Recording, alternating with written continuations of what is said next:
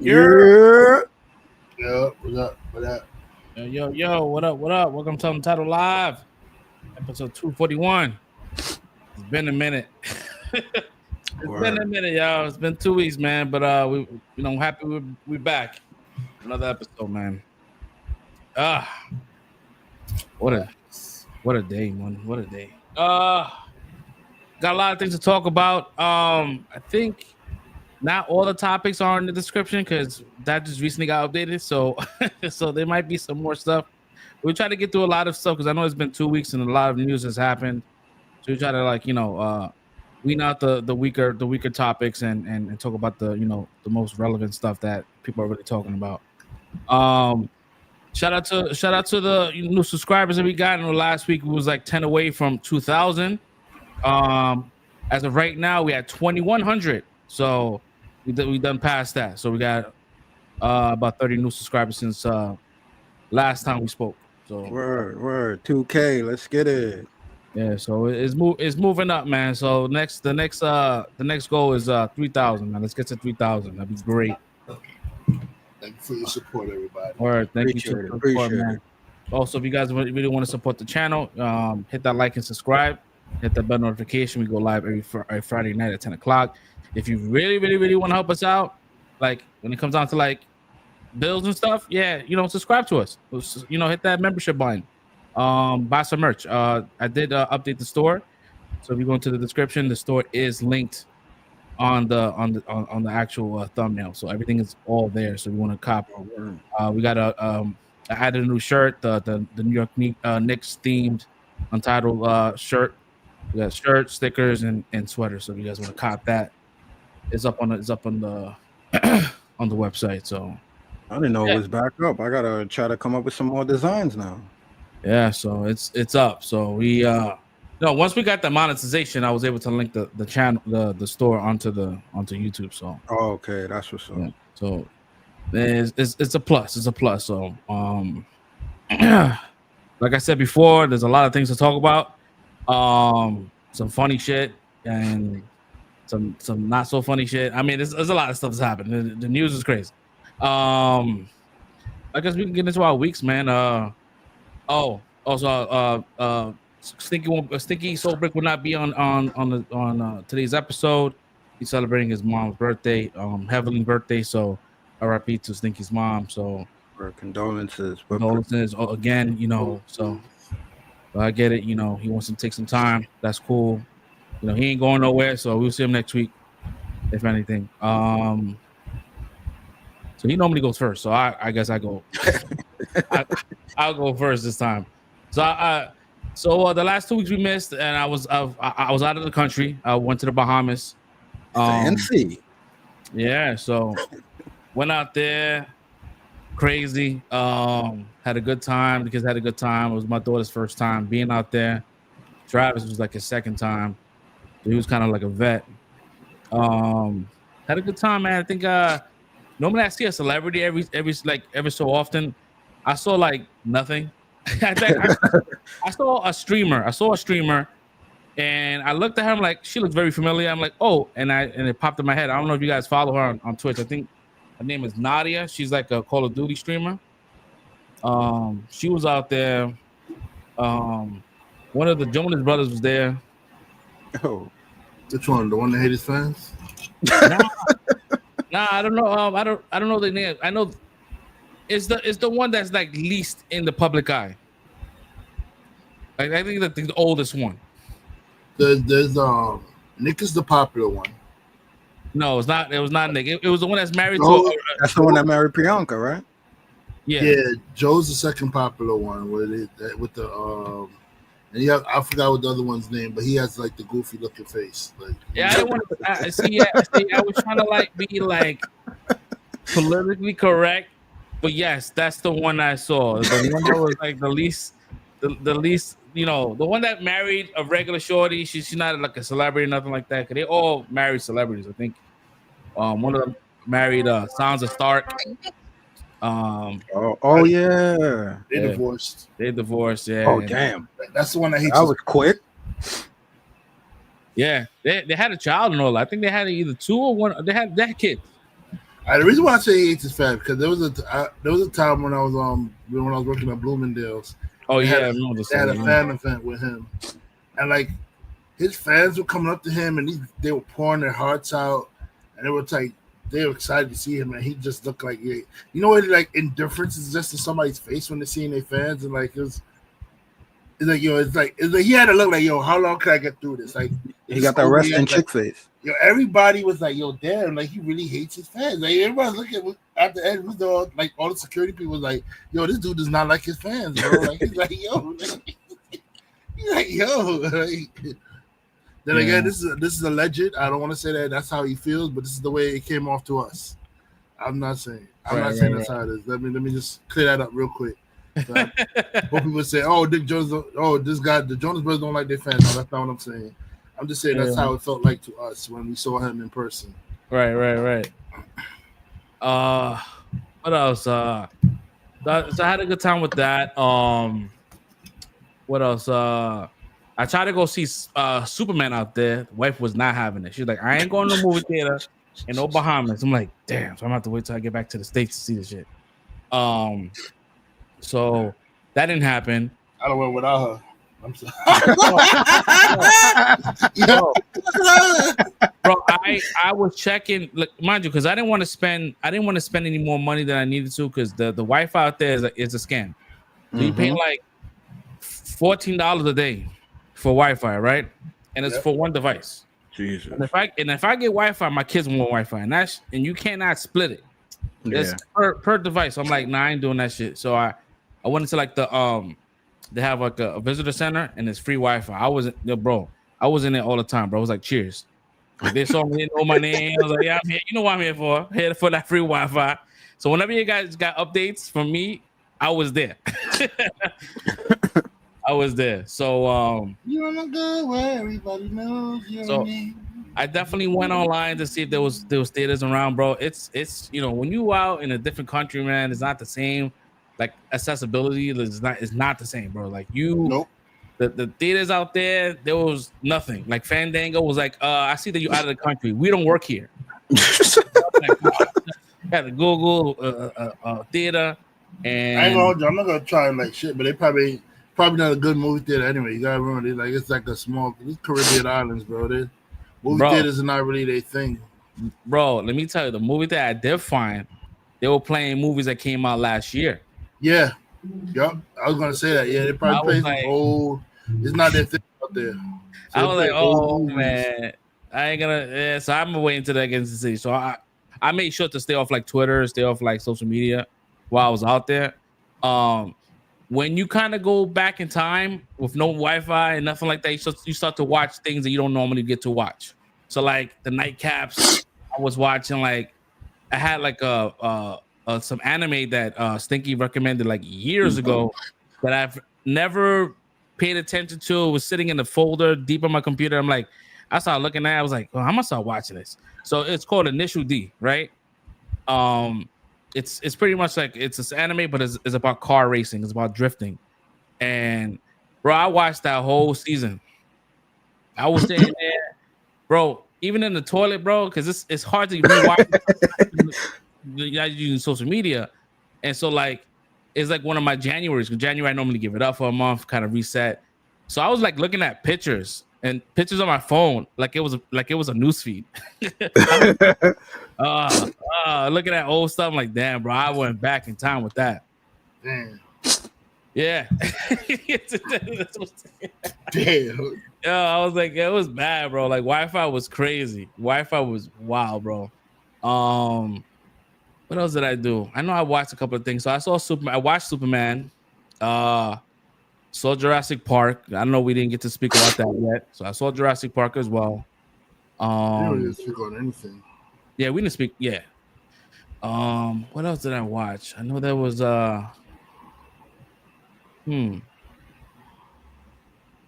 not quite sure. I should have wrote it down. There was so many things happened this week, and I know I'm forgetting a lot of things. Also, we didn't talk about this the last episode, but it happened that week, and I failed to mention. So we went to so my son got baptized as well. Oh, nice. First baptism or confirmation? This is first baptism, first time surrendering his life to the Lord. Yeah, first time. Whoa.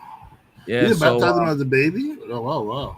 Nah, we didn't baptize him a baby. We wanted him to kind of like commit himself, like he like verbally said himself, like, yo, are you serious about this? And he's like, yeah, I want to do it. So I started watching this YouTube channel. It's called Elevation Church. 'Cause I'm not really a big church dude. And I'm not really into church music, right? I was never like into it. Like I never like got it. I was like, it's too weepy for me. That's for me. That my personal journey. So I started watching these dudes, and like the music, they play a lot of like old school stuff that we all grew up listening to, but like in a kind of like modern sense where I'm able to kind of like latch onto it. So I'm like, I like these guys, and I like these guys. You know, I like the pastor. I'm like, cool. And he said he's doing a pop-up church event out here in New York, and they from North Carolina. So I told my wife, I was like, yo, we should do this. We should go down, and they're doing baptism as well. She's like, you think Travis want to do it? I'm like, let's ask him. So we went, and it was down in Broadway, uptown, in the Washington Heights. And it was beautiful. It was a beautiful service. It was dope. I had a great time. I was like, oh, this is nice. It was like, no lie, I didn't want to sound like a clown. I was like, this is lit. It was lit. It was a good time. So like, yeah. So if you guys ever want to like, give Elevation Church a go, it's on YouTube. They got some good stuff. Pastor Stephen Furrick, something like that. He's really good. He had TD Jakes. It's a white guy with the beard and like kind of like a buzz style haircut. I want to say he's white. I think he's like mixed or something like that. He looks more Hispanic than anything. Probably. Like a little dark. He's a little darker than me. He had TD Jakes on last week, so it was a good time. So, what else did I watch? I finished watching the season 2 of Ken. Watched that. Again, we already spoke about that last time, but that is a good show. And I'm sad that Braun Entertainment got bankrupt and they can't find the rights to someone else to revive season 3. What else? So I'm still catching up to 911 with Angela Bassett. I believe I'm on season 7. I believe it's 8 seasons. So we almost there. We almost at that point. So what else? I think that's pretty much it. I think if anything else pops up, I'll mention it later on. But Castor, how was your 2 weeks? It's been a minute, right? Like it feels like forever. It's been cool. It's been cool as far as like the entertainment stuff. Like I kind of feel I'm happy to be back. I'm kind of like rejuvenated in a way to be back on here with y'all, but at the same time, like just the internet life and just dealing with other people's opinions has been very, very annoying for me personally this week. You've been arguing people online? No, I haven't, and that's the thing. It's like I'm internalizing my frustration, and I haven't let it out to argue with anybody. So I think that's why. But yeah, we'll go into that later. I think I know what you're talking about, man. But yeah, I've had the same. I have the same thing, but I didn't speak to anybody. I've been kind of like holding it out until I got into the show. Yeah. So I've been doing the same thing. I don't know what you're talking about. So you're gonna have to dumb it down for me. I don't know. No, we'll talk about it later. We're gonna talk about it later. But yeah, it's been a pretty cool week. We're doing some DJing work over the past couple weekends. Got another gig tomorrow. Are you DJ? Well, yeah, partially. It's not like it's my sister's father's a DJ, but I've been like helping him like with equipment and stacking, and depending on how old or young the crowd is, like if it's a younger crowd, like he'll let me DJ because I'm a little more in tune with the newer generation of music. So it really depends on the situation, but for the most part, that's what I'll be doing on the side. So it's fun. You know what I mean? Got my, I think I said last time I got my son into it now too, to teach him a little responsibility. So it's doing a lot for him. He's enjoying himself, getting good workouts, lifting all these damn speakers, and making money at the end of the night. So he's been enjoying himself and got a nice little side gig for the summer. So that's good. Other than that, it's been pretty regular for me personally this week. But again, back into the entertainment. I did finally finish Murderbot. And I love that show so much, but at the same time, I feel like we're not getting no more seasons, so I'm kind of tight. I never read the book, so I don't know if there's more story to tell, but I feel it was a very complete story, and I enjoyed it. But I really love and am endeared to all of those characters, so I definitely want some more. But we'll see what happens with that. That's like a reggae song, Murderbot. I was just thinking about like Bougie Murderbot.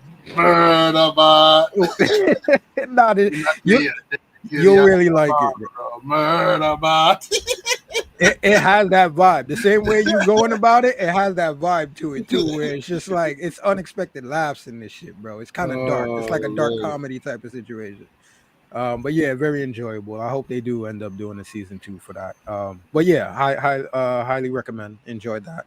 I finished off Poker Face season 2. That's always a given. That show is good, and they just keep getting more stars to pop up in these individual episodes. My man David Allen Greer popped up out of nowhere. Method Man was in one. It's a lot of people. They got a lot of people guest starring in them shows. So that's another one of my favorites right now is Poker Face. So now here comes the wait for season 3. What else? That's about it. Nightcaps. I went kind of old school, but not really. I got back on DuckTales, but not the original one. Like they came out with one in 2017, and I really like it. You watching the new animated style DuckTales? Yeah. You didn't like it? They got Wendy on the adventure. No, I didn't get to. I only saw one episode. Like I saw the beginning episode where it's like Donald and he's like, explaining why he got beef with Uncle Scrooge and all that stuff, and then they it's like it basically gives you like the 4 story for them starting the DuckTales adventures with like Donald and Wendy and the rest of them in the mix and stuff. Yeah, I really like it. Like you said, it's not a prequel, but they do give you that backstory to where you fully understand the dynamics between everybody now. The kids, my man, Duford. Yo, they real names is hilarious, bro. My man, what is it? Hugh. Damn, what's Huey's name? Oh, they gave their real names. I never know their real names. Yeah, they gave their real names, and my man Dewey is Duford. It's Duford and Llewellyn. Is Dewey and Louie. Damn, what is? I forgot Huey's name. Yeah, but it's hilarious. I was probably Hubert. Wouldn't it be like Hubert or something like that? Like, yeah, it is Hubert. I thought I was bugging in my mind. I'm messing it up. Yeah, it is. It's Hubert, Duford, and Llewellyn. That's their real name. Hilarious, bro. Hilarious. And they have way more for anybody that watched the old DuckTales. Like they give them way more personality for everybody. All the characters have way more personality now. But yeah, like you have what's my man that played Sonic? He does Dewey. He voices Dewey, and he's kind of like the dunce, but the adventurous one out of the 3. Huey is anybody that remembers the old one. Oh, the Junior Woodchuck Guidebook. It's like my man is the intelligent one going by the book. I've noticed that with this one versus like the old one. Like they gave each the triplets their own personality. It's no longer like before. It was like they all acted the same and they had like the same kind of voice, but like now they're all different. They're like different personality, different voices, different like aspects to them. So I like that they did that. Yeah, I like that it did that. You got those two, and then Louis is just like my man don't care about nothing. He's on his phone. Only thing he cares about is making money. He wants to be the next billionaire like Scrooge. So that's their 3 individual like characteristics or whatever. But I love it, man. My man Donald Webby has more characteristics. She is mad smart when it comes to all of the real clues and detective work and all of that. But she's mad isolated because she lived in the mansion with no friends, no schooling. She got homeschooled and all that. So that's where her comedy comes from. She has no real social skills. That's cool. Her grandma, Mrs. Beakley, used to be like a 00 agent, like a secret agent for MI6. That's how her and Scrooge met in back in the days. So she's the new maid now because my man Duckworth died. So that was kind of sad. But then they brought him back as a ghost. So now he's back in the show now too. Yeah, everybody. Launchpad is a dunce now though, but like Launchpad's always been a dunce, bro. Yeah, but when you see the show though, bro, he's extra dumb, bro. Extra dumb. They double down on this. Yeah, Launchpad is the duck version of Goofy, bro. He's the but you know, Goofy got redeeming qualities though. Launchpad is just dumb in this, bro. Like I'm not saying it makes me hate him. It's just like, god damn, bro, like that's stupid. You know what? You're right.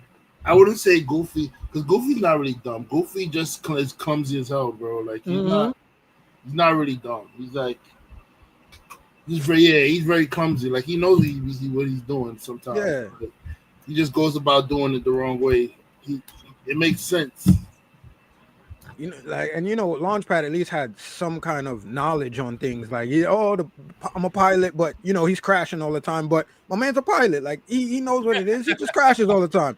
Mm-hmm. This dude don't know nothing. He got stickers of odometers on the dashboard. Like, this dude don't know none of the parts of the plane. Like, doesn't know how it functions. They bugging. That's what I'm saying. It's like, bro, he's too dumb, bro. Like, it's crazy. Launchpad thing was that he could fly or drive anything, but he just crashed.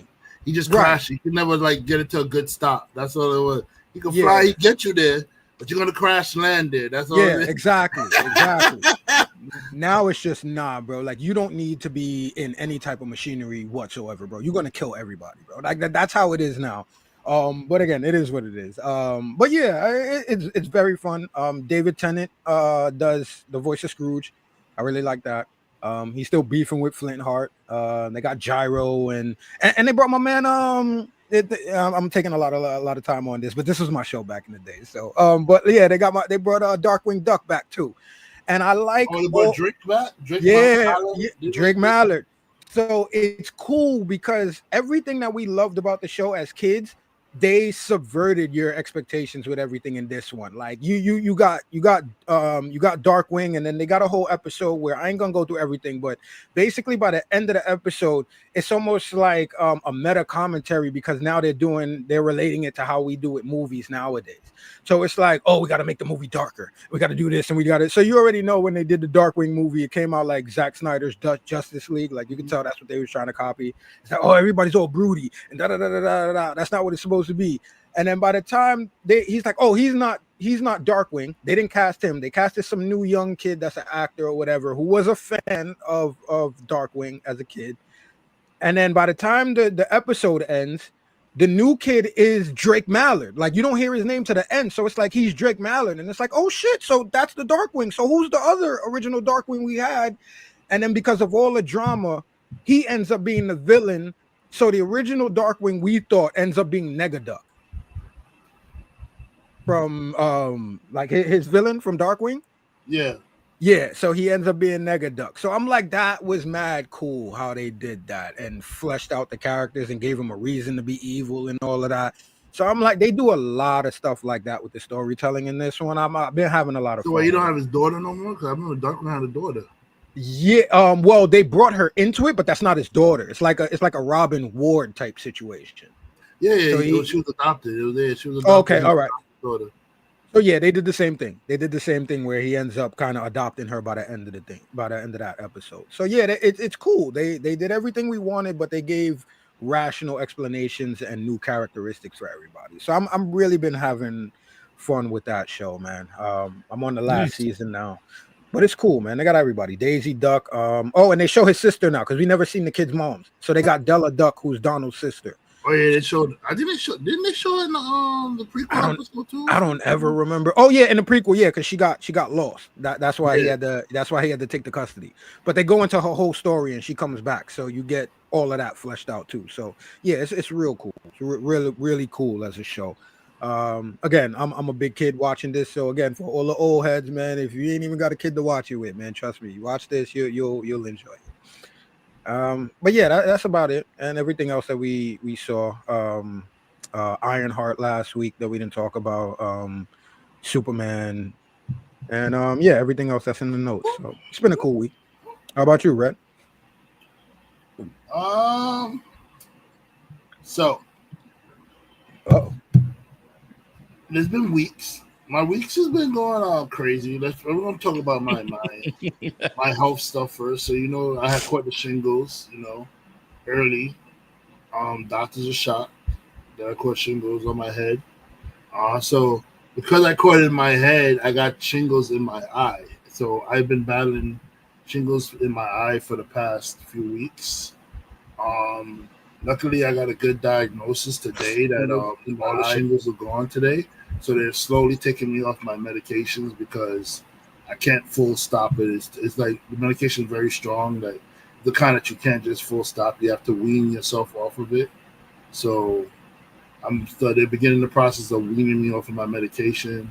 And I'm supposed to go back next week to check to see how the lower dosage of the medication is going with my eye, but they're saying everything looked like it's healing up nicely. But like for a long time, it was scary because my pressure was high. It was in the 30s, and it won't stop being in the 30s. So I had shingles in my eye.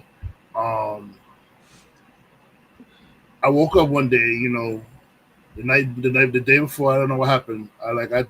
If I had bumps in my head, I'm thinking like, cause I just recently shaved my head, so I'm thinking it was razor bumps or something like that. I'm like using alcohol and stuff to clean it up, and it's not doing that. I'm like, yo, the alcohol's not doing nothing for these bumps. Like, what the hell? So I'm like, what the hell going on? I'm saying I never give myself razor bumps before. Like, I don't know what's going on, yo.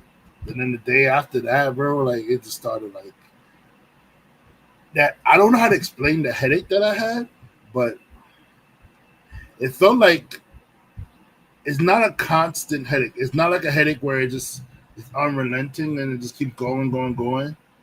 It's a headache that goes and stop. And it's annoying because you think it's over and then it'll just come out of nowhere. Like it's like a surprise attack every 2 seconds, So like, yeah. I feel like chat. So it felt like you're getting stabbed in your head, basically, because I had it in my head. So every time I felt like I was getting stabbed, then literally my head would react like my head would like react like going down like this. Like every time I get I felt the tap. So I woke up the next day. I'm getting ready for work. I was blurry. I'm thinking I got something in my eye. I'm rubbing my eye, trying to wipe. I'm thinking it's like, in the morning, cold in your eye, something like that. I'm thinking it's like that. Yeah. I say, yo, it's not going. What the hell's going on? Not getting out my eye. So then I go in the bathroom. I'm thinking about to use water to wash it out or something like that. I look in the mirror. No, my eyes bloodshot. I had to say, yep. I said, yep, time to go to the hospital. Went to the hospital, spent all day there, 1 a.m. to 1 a.m. They found out it was shingles. Gave me mad medication. I had to take IV medication. They gave me medication to get rid of shingles. I was like, how the fuck I got shingles? Because I said people don't get shingles till they 50. I told people to get their shingle shots at 50. So take it from me. You can get shingles before 50. So if you 40 something, go get your shingle shot now, bro. Don't even wait till 50. Get that shit now, because if you had chicken pox before, go get the shingle shots now, bro. If you never had chicken pox, you could get this chicken pox shot that prevents you from getting chicken pox. Get that shit, because this shit is not fun to catch in your adult years, bro. Not at all. So excuse me. So basically, I've been battling inflammation in my eye for like weeks. So, and the doctor, sometimes I spend all day in the eye doctor because they're battling my eye pressure. And I have to lower my eye. I used up a lot of sick time for my job. So yeah, I'm really happy with my eye diagnosis that it's like getting better and like it's calming down and everything is looking like it's going the right way. I pray to God that He put His healing hands on me and He answered my prayers, and everything's going right. So I'm appreciative of that. Next on the week, I don't know. It was the 4th of July. It was a bunch of stuff going on. So damn, I forgot about that too. I dived into some 4th of July drama. Uh-oh. The antipasta story. So I don't know if you heard the antipasta story on TikTok that's going on right now. Right? So this woman, she's in Virginia. She's new to the area, gets invited to a party or whatever by the neighbors. She makes an antipasto salad.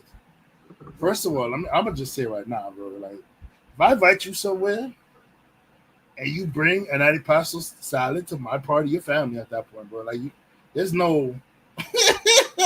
Even if I didn't invite you and one of my friends invite you and you bring an antipasto salad to my party, your family. Welcome to the family.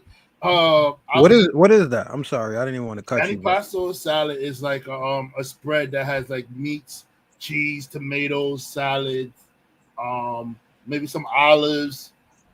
Sometimes some people they'll put like if they want to spice it up, they put jalapeno in it.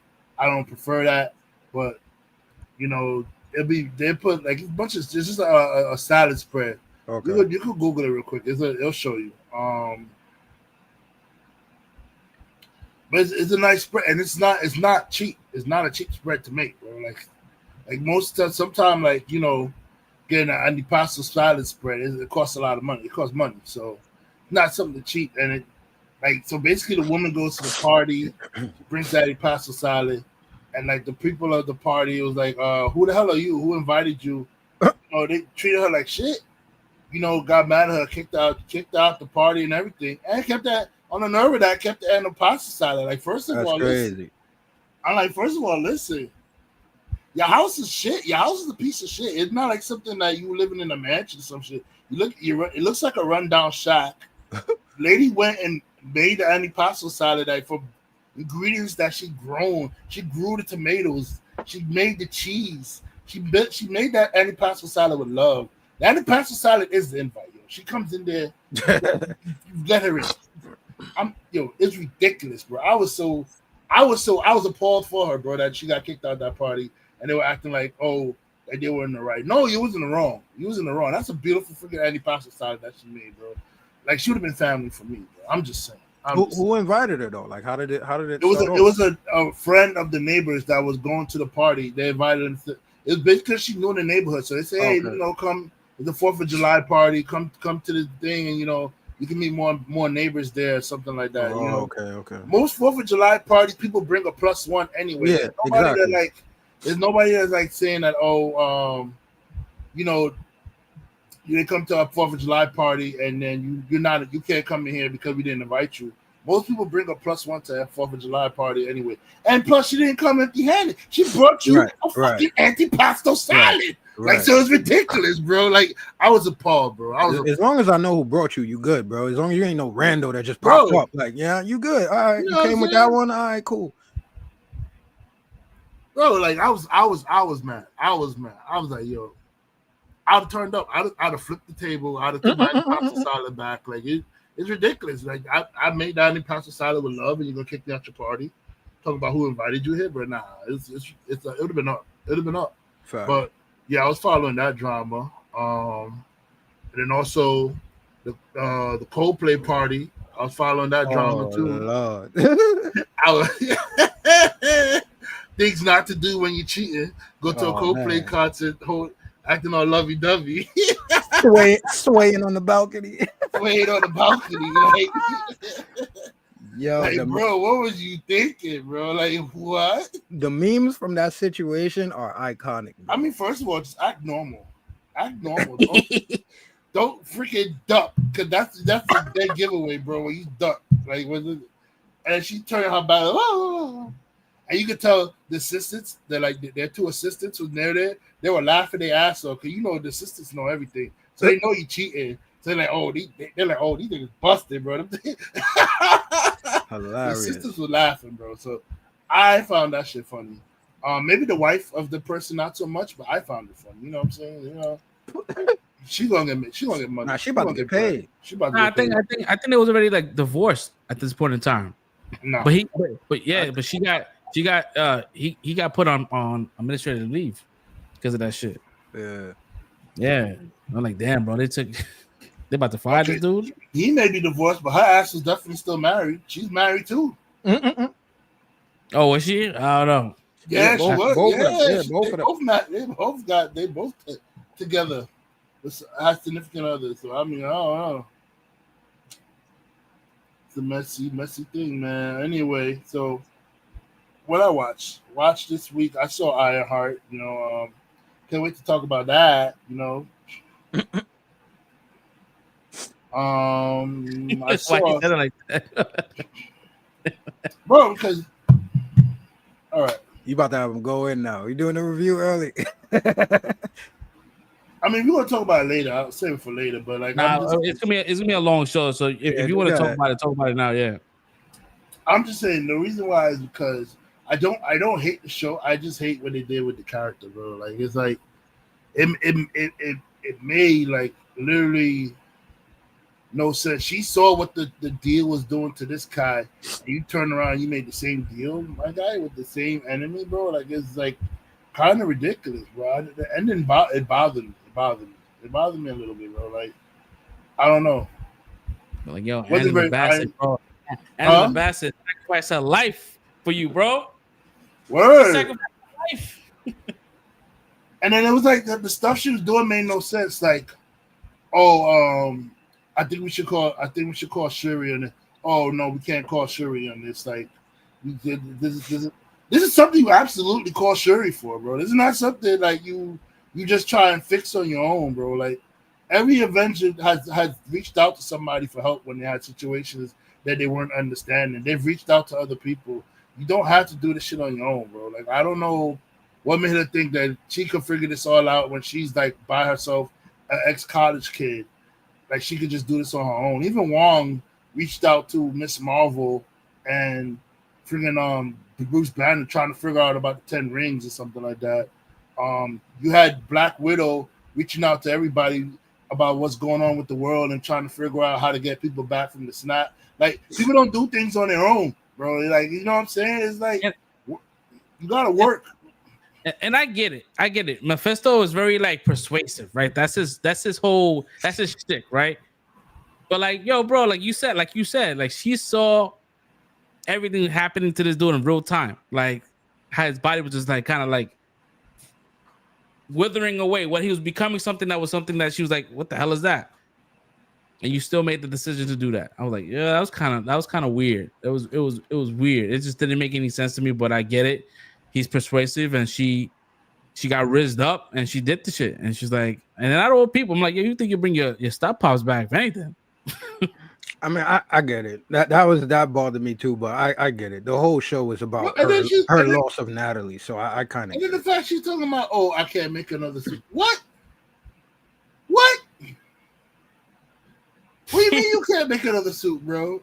I felt like Obadiah Stane. I was over here like saying, Tony Stark, make that in the cave. What a bunch of scraps. Like, bro, like you. Yo, what they did to him was criminal because like they just made him an automatic villain immediately. Like it was just like it didn't take much to just turn. I'm like, but he was kind of like controlled at the same time, but he also was like had issues with this chick. I would have issues with her too, bro. She got me locked up. And then the first thing you gonna say to me is like, hey, I can't get your color. Like you want some stupid shit. What?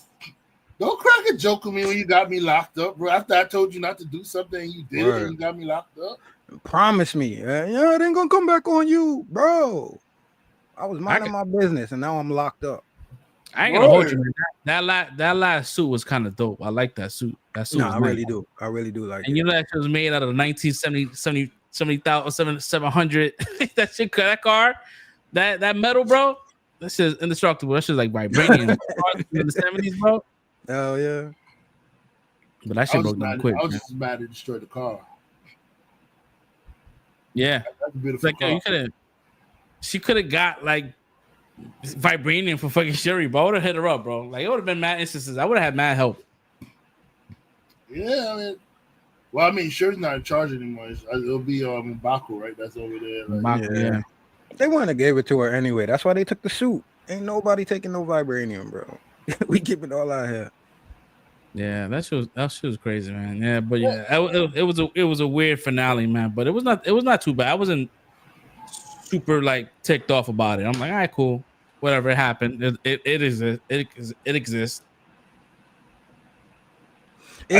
It hit me more like a cliffhanger than it did like a finale. So that's why it didn't bother me. I'm hoping they continue this story. If that's the only season, then yeah, that's kind of crazy to end that shit like that. Bro, I think that doesn't make no sense. Season, bro, like they buried this fucking series, bro. Like they were not even trying to like make a second season. They probably continue with it either, so it's not. They'll probably continue her character like in a movie. You know, like they'll add her to the movie, but like, yeah, I don't know if they're gonna make a second season. But it had good reviews. People liked it, so hopefully, if the Nelson numbers show that people were engaged and it helped, like, you know, retain some subscribers, you know, they might change their mind.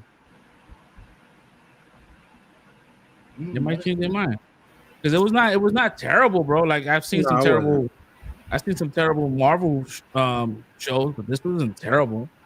It was like a mid to high series out of all of them. It was a lot of like nothing characters. Like the whole gang was kind of like nothing to me. Like they were just like one dimensional characters, which I really didn't care about. I think what stole the show was the mom, even Shorty, the sorcerer, Zoma. Yeah, Zelda. I'm like, yo, she was kind of had a little more personality than a lot of these characters that was introduced in the show. Obadiah, Zeke, they did him dirty. Like they didn't even give him much to do. Like he was kind of like one dimensional. Like his power set was like, oh, okay, that happened. Whatever. So yeah, but I didn't hate it. I didn't hate Ironheart. But I also like the fact that we got like, you know, we got through it quick. You know what I mean? Like it was just I didn't hate it, but I feel like they made her character dumb, and she's supposed to be a genius, and she's doing dumb stuff. You know what I'm saying? So it's like, yeah, I don't see that she was kind of like dumb in this sense. Just I felt like in order for them, it's a pride thing, and it's also like the writers itself have to like we have to shit on Tony Stark in order to sell your story. You know what I mean? Like. I didn't like. It was a lot of like a lot of digs towards Tony Stark. I'm like, nah, what are you doing? You felt like that? I said that was another thing that pissed me off. I saw a lot of people saying that. I don't think they did that. It was parallel. No, they were low key. They were low key trying to say that she's supposed to be smarter than Tony Stark, but at the same time, she's not even doing great things like Tony. Like everybody was mixing up the lines. So when they were saying like Tony Stark made that in the cave with a bunch of scraps, everybody's mixing up and thinking they're talking about the suit. No, he's talking about the arc reactor. That's what's the amazing part that Tony Stark made in the cave with a bunch of scraps. He made the arc reactor in the cave with a bunch of scraps. Like that's what Obadiah Stane is like. Yo, he made that in the cave. Like, bro, how can y'all not make this with all this technology we have this here? Just to throw in real quick, because a lot of people do say that, but it's not really scraps. It's not like her or Spider-Man digging in dumpsters for materials. Like. Those were all Stark missiles. So you know all the tech was high tech in those missiles. So yeah, it is scraps, but it's his scraps, which are different than street level scraps. I just want to put that out there. But my thing is, okay, my thing with it is like, whatever Tony Stark puts his mind to, he's going to find a way to build it. He's not going to make an excuse about like, oh, not having money or oh, not having this. He's going to find some way, somehow, to get the items that he needs to build what he needs because he knows what he needs to build what he needs. You know what I mean? It's like, well, over here she makes excuses. She says, "Oh, I don't have $1 billion to do this. Oh, I don't have the money to do this. Oh, I don't have the resources to do this." You know what I'm saying? It's like, sis, I thought that was the argument more than Tony himself is the argument to access to resources. Yeah, and I get what she's saying, but I'm just saying, I think. If you took Tony Stark money away, you took away all his money, right? He would still find a way to make a suit. He would still find a way to build the stuff that he builds, and he still will find a way to get back to the top of being a rich person. Like he will still find his way to get back there. You know what I mean? Yeah. And it was not like she was not making money. Like the reason why she got kicked out of MIT was because she helped out like 1,000 other people. And if she was charging people like $1,000 each, but she was making guap. Mm-hmm. So it's like, all right, cool. You got into MIT, like that's crazy. The resources in general in MIT is crazy. Like people yes, he did have help, but the everybody say he has help, but yes, that guy was helping, but he wasn't really helping. He was just an extra hand taking. He was extra hands following the guidance of Tony Stark, whatever he tells him to do to make and stuff like that. He wasn't really like the brains behind the stuff that Tony was making. You know what I'm saying? It was all Tony's ideas. He was just helping Tony make the stuff that he was making. It's still all Tony Stark. It was like, yeah, he just as smart, bro. Like what he did in what he said, he hacked the Pentagon off of there on a dare. Yeah. Like that dude was a demon, bro. He was a demon, bro. That's the only part I hate, because like you just said, he's a demon. I feel like they try to act like, oh, this chick is a criminal and da. Like, this dude was a problem too, bro. Why are we acting like Tony was not a problem? That's his whole character arc, is he's a problem.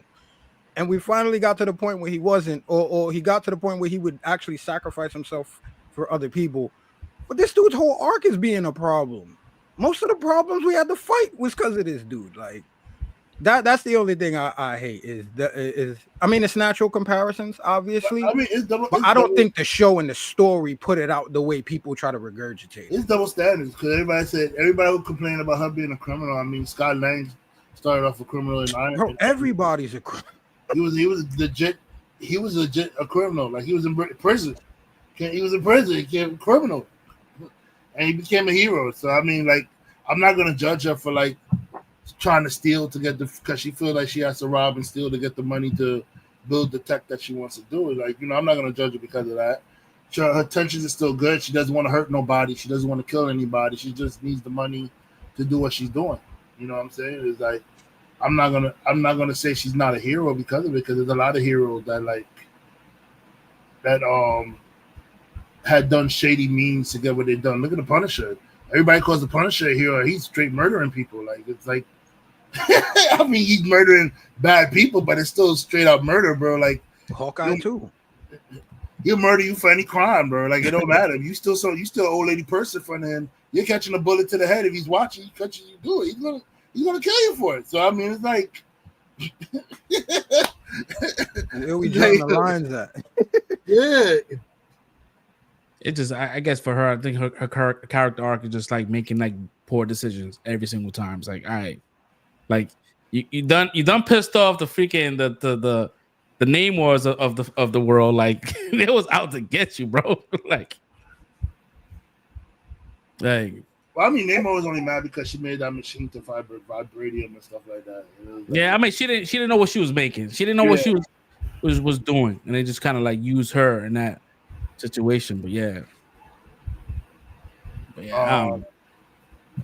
But all right, so moving on from Ironheart, I saw a couple. These are more movies, so I saw movies.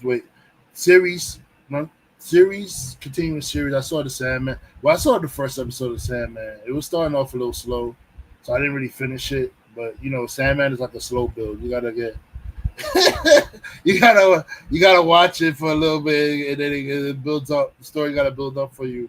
But at the time I started watching, I just didn't have the energy to sit there and finish all of it. So I'm gonna definitely go back to it later, because I did like season 1, but it's a slow build story, bro. You gotta find your time to like sit there. Okay, I'm gonna watch Sandman. Let me sit down and focus on what's going on here in the screen and stuff. So season 2 of Sandman is out. I'm trying to check that out. I know they got season 2 of Fubar that came out. I haven't seen it yet. I want to see it with Arnold Schwarzenegger. Season 2 came out of that one. There's a new show on Netflix, made by the makers of Primeval. Because we like that series, right? Did we like that series, the Primeval one? I never watched that. I don't know Primeval. Yeah, it's there's some new show. It's from Eric Bana. Eric Bana? My man back? Yeah, he's in the show. It's like some like something happening in Yosemite, like he's solving a murder. It's a limited series. It's like a one-off one. Yeah, I saw that. Like it came up as number 1 on Netflix. I was gonna try to watch it, but yeah. I saw Vikings Valhalla season 3. My show,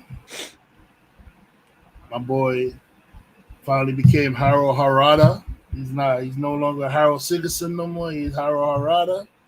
And I can't wait to see what goes on after that. You know, That's where the real game begins, when he becomes Harold Harada, King of Norway. So Vikings season 3 was good. I enjoyed that. Movie wise, I've seen F1, really good movie. I saw that one too. I forgot about that one. F1 was really good. Yeah, you said that last week. You saw it, the last episode. Oh, they are. Yeah. Mm-hmm.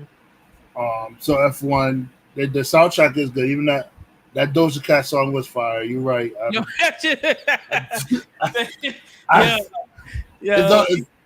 It's on my repeat list. That's how much I listen to it, bro. I was like, damn. The moment I said, that shit with Doja, he's like, Doja, I can't do. I'm like, me either. I can't deal with it, but that song is fire and it's catchy. That song is fire, bro. Yeah. That song is fire.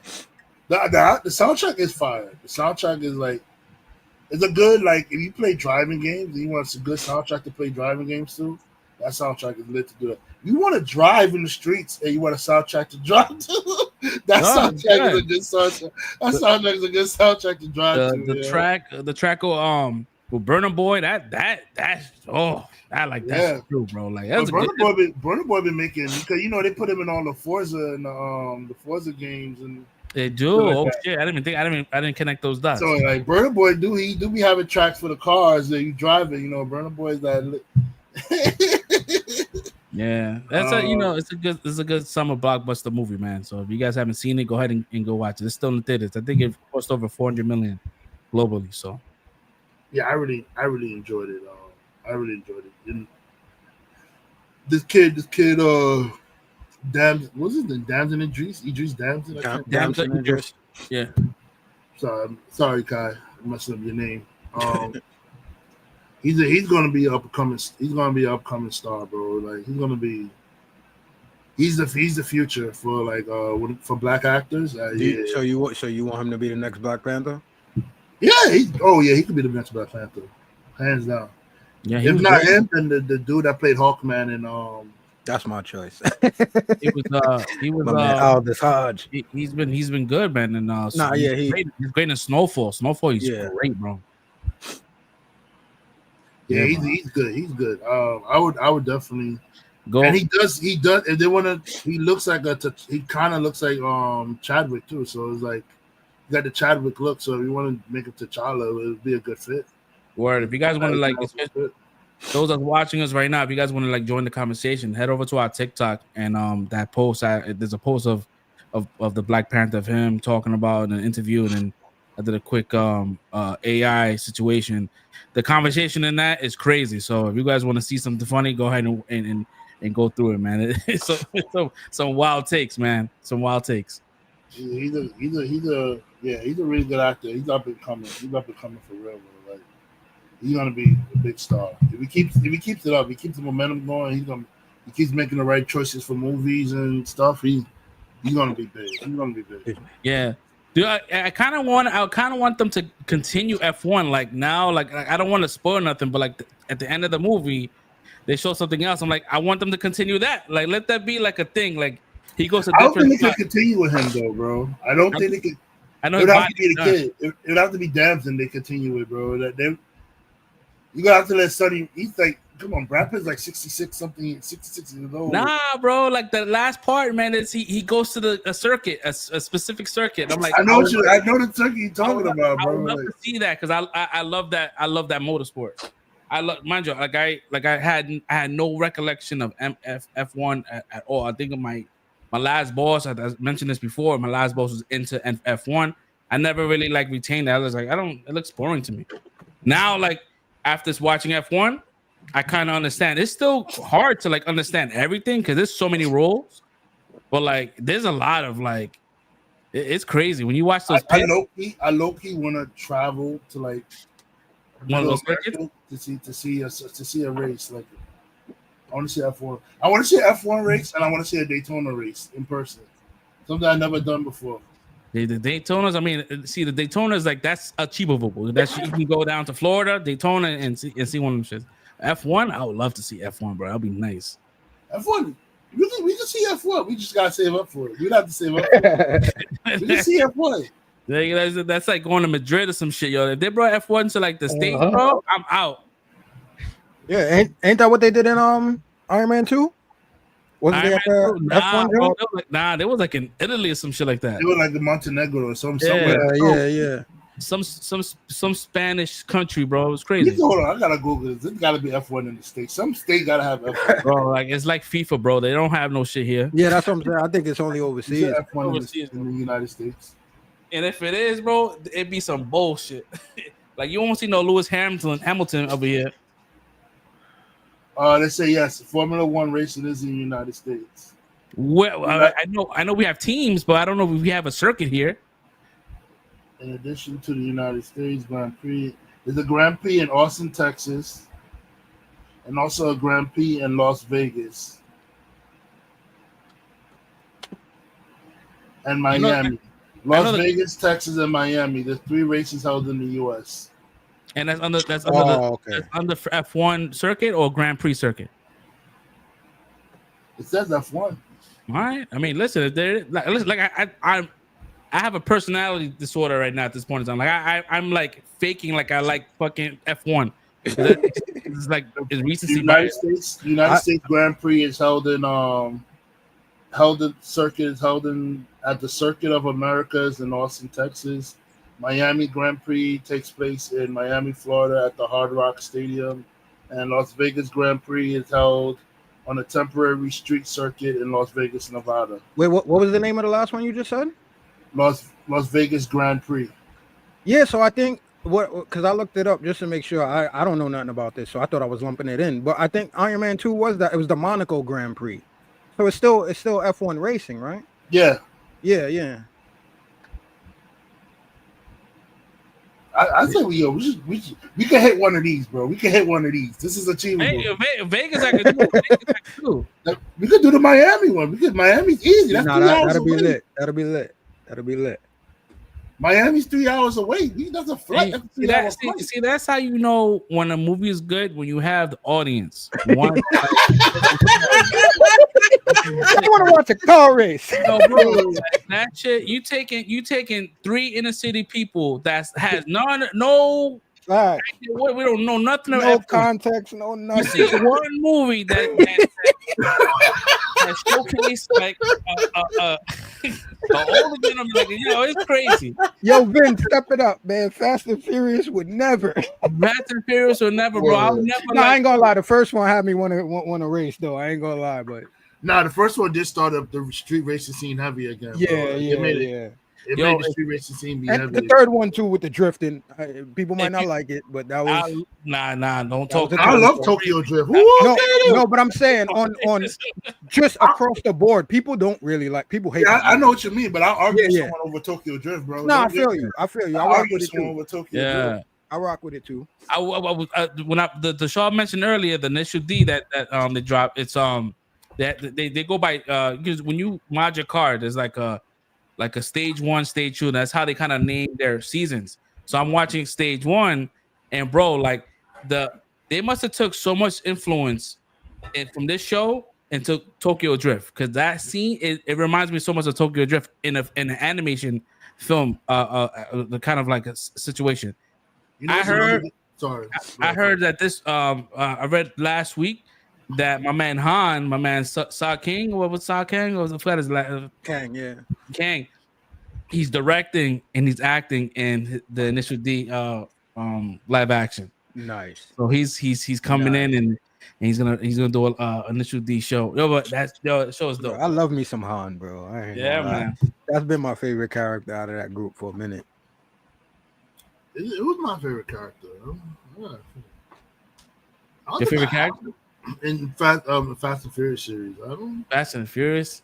I would say Han's my favorite character, and the relationship between Tej and I'll say it's Tej and Roman together. Them together, separate, but them together is right. Tej and Roman together, yeah. Talking about Fast and Furious, my man announced that Fast and Furious 11 is coming out in 2027, and he said, "I got another update.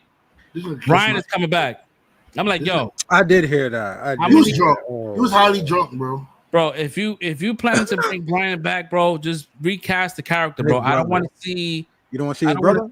Don't CG him, yeah, please. Oh, I don't want no CG. It could cast his brother. As long as his brother can, have the mannerism. I don't want a CG face. That shit is just it's too much for me. Like it's like I couldn't. The technology is not there, bro. It's not there yet. I can handle the recasting of the role. Yeah, we're enough years away. It's been 15 years, right? 10 years, 10, 15 years. See, the crazy thing about it, right? So you recast the role, it takes away the impact of the return, though. Yeah, kind of. You can't do like the whole, like, when he finally returns, they'll do that scene where they free shot, they show his face, they zoom in on the face and show you the tail and everything. The music so dramatic, and then the guy looks at me, Brian. You know how they do it in the movie. They bring somebody back from a long time. Like everybody's like, Brian, like you know what I'm saying? Like it's not gonna be the same, bro. Like with the recast, bro. It's like the theater had nothing but sniffles when that thing happened, bro. When it was at the beach, bro. That's why I said I don't know why it was to bring him back. Leave him gone, bro. You did a beautiful send off for him. Don't bring him back. Yeah, you did a beautiful send off. Don't bring him back.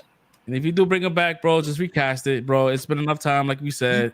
You made a perfect story for him. Brian is keeping the kids away from the drama. He's driving around with the kids, keeping them away from the drama that's going on. You made a perfect story for him why he's not around you guys, bro. Like, and it's validated the more you keep the sister in it too, because she's away, so you gotta have him there with the kids. So it makes sense.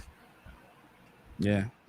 It makes perfect sense. Brian's watching the kids, the sister's helping. He's stepping in to help out with all the stuff that's going on. That's it. Yeah, it makes sense. He was talking about he wanted to kind of bring it back to basics. So we're like, yo, nah, you could, but the way you ended the show is the movie is ain't no going back. Bro, we need to know what happened. You ended this shit on a cliffhanger, and you talking about 2027, bro. The movie came out in 2024, 2024. Oh my god! I don't remember anymore because that's how long ago it happened, bro. I think that's the point. People crash. We don't know if niggas died, bro. We saw a wall of water heading towards you and your son. What happened, bro? And I gotta wait till 2027 to find out. Yeah, like that's not how you feel. You still gotta deal with Jason Momoa, bro. Like he's a demon, bro. Like he was wilding. My man was like, up a friend. There's no friends after he killed you. There's no friends after this.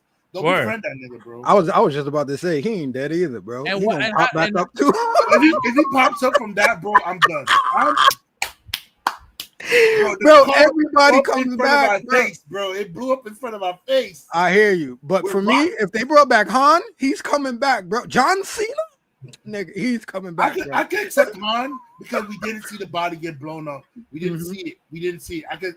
We seen this with John Cena. It's like the guy from Pineapple Express. I seen it. Like I seen it. You can't bring him back, bro. That's what we are with Fast and Furious now, man. They bring him back. They bring him back. I'm gonna just brush it off. Like, all right, let's go. This is where we at with these movies now, bro. Dude, I have no idea how they're gonna like continue that shit. Because if you're looking at it, it's been a 5-year difference. That little kid is not gonna be the same. He's a teenager now at this point. Bro, we don't even remember the kid. They can swap the kid out, bro. I'm gonna be honest with you. You know what they did? Yeah, you remember what the kid looked? I don't remember what the kid looked like, bro. They can swap the kid out. we ain't gonna remember. Nah, 1,000%, bro. Like I don't care. I'm not attached to that kid at all, bro. They already recast the kid 3 times, bro. We saw the infant version of him. Like he's been all over the place. This is bad Brian's, bro. Just get a little Brazilian looking kid and you call it a day. Yeah. And then it's gonna be 6-7 years later. Ain't nobody gonna remember that shit unless they go and watch the last movie before they go in. Other than that, ain't nobody remember that shit. Nobody gonna remember the kid. I'm purposely not gonna watch the last movie before I see this shit because I know it's gonna be a different kid. So I'm not gonna do it to myself, bro. I know it's gonna be a different kid. Vin is like there's gonna be weird. You're gonna recast the kid. Vin is like 20 pounds heavier. Like what happened, bro? Like you. Bro, that's poor planning. Like, you're gonna end up shit on a cliffhanger. You have to have the movie coming out the next year, or that's early in the year after that, bro. If it's not gonna be the next year, I think early in the year after that. I think what killed him is that the movie came out and then like the writer's strike happened, and all that, and that kind of like delayed everything, and all the actors did other things, and they just, I guess they're trying to figure out and crack the whole Brian story because you're gonna bring him back. I mean, there's gonna be a lot of planning with that. and you got to find a director, bro. Like this last movie, bro, they went through one director. Oh my! They went through Justin Lin. Yeah, my man was not having it. I'm out of here. After a week, bro. That was crazy, bro. He was like, "Oh, we got my Justin Lin. We did mad stuff." They had a whole Instagram post. He was like, "Yeah." My man looked like he was like held hostage, bro.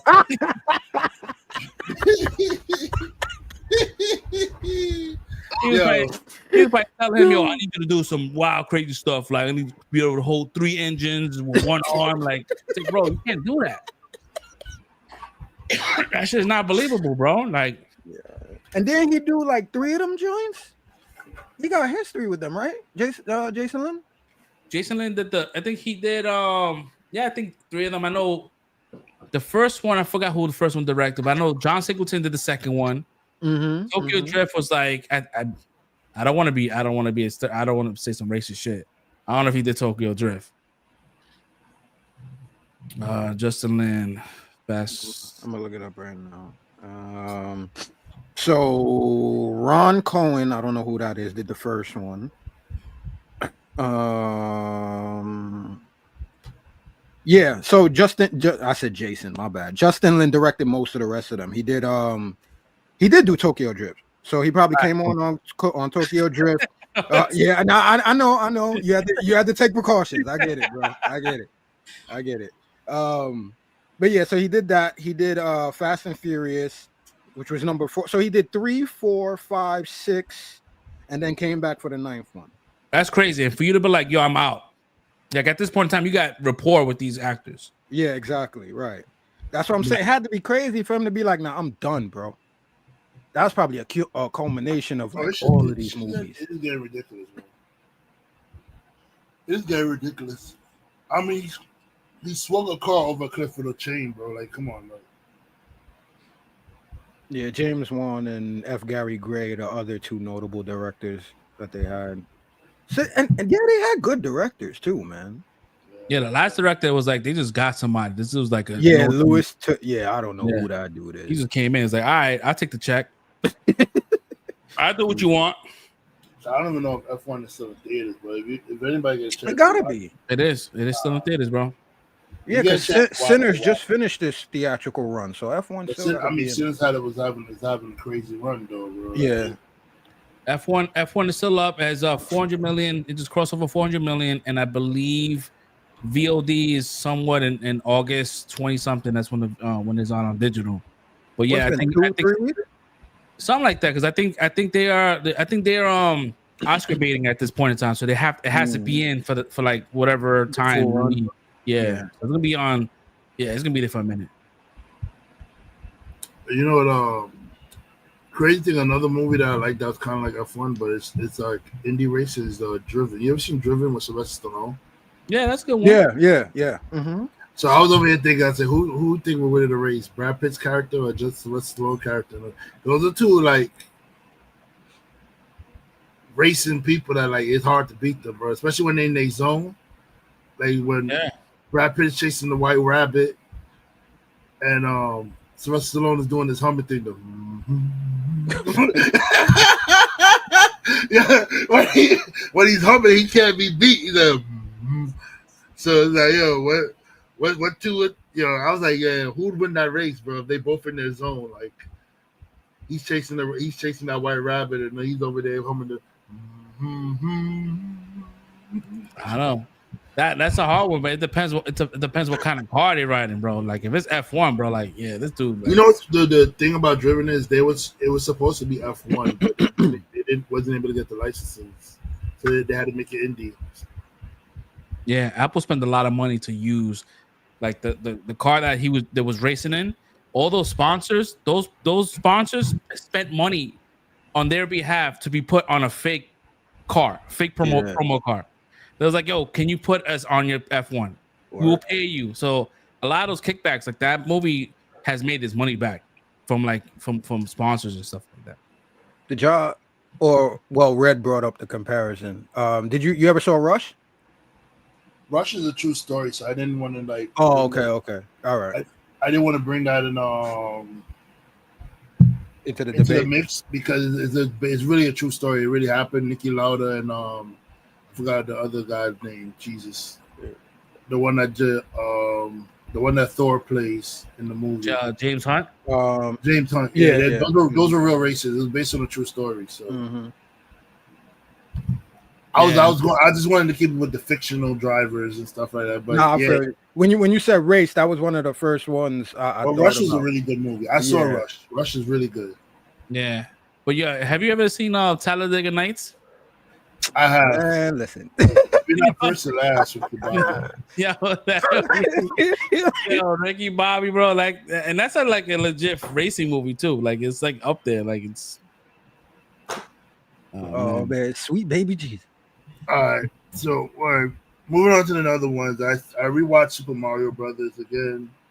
The movie, still love that movie. Still cracking up. I enjoyed it. Saw Jurassic World Rebirth because I had to support my boo. I seen that too. Seen that? Yeah. How you feel about that? I mean, we could talk about that later. It's Jurassic Park. At this point, go ahead. So talk about it. I mean, it's Jurassic Park. At this point, when you watch it, we know it's like. It's kind of like watching the old school Transformers movie, bro. It's like you just there to watch the dinosaurs and shit. We're not here for no real freaking story, bro. Like the story's BS. The story's BS in all these sort of Jurassic Park movies we've seen, bro. But we didn't really just there for the dinosaur and them trying to just survive the dinosaurs that they encounter. That's all we really care about, bro. Yeah. But this one was kind of crazy, and it had my boy from the Lincoln Lawyer. Yo, bro, I was just about to say that, bro. As the father to the kids and stuff like that. Shout out to Red for that one, bro. I forgot about. I did start watching the Lincoln Lawyer. I'm in like season 3. I told you that show was good, bro. I told you that show was good, bro. That's what I forgot I watched. That show was fire. I ain't gonna hold you, man. Like, I cared about the family more than I care about like the other characters, bro. Like, you're supposed to. Yeah, like their struggle was like a little more interesting versus like Scarlett Johansson. I knew when I saw the movie and I saw the dynamic, I said, okay, the family's gonna be the one that's in peril, but they're not gonna get killed. But the mercenaries are gonna get killed off, bro. So they're there for like less.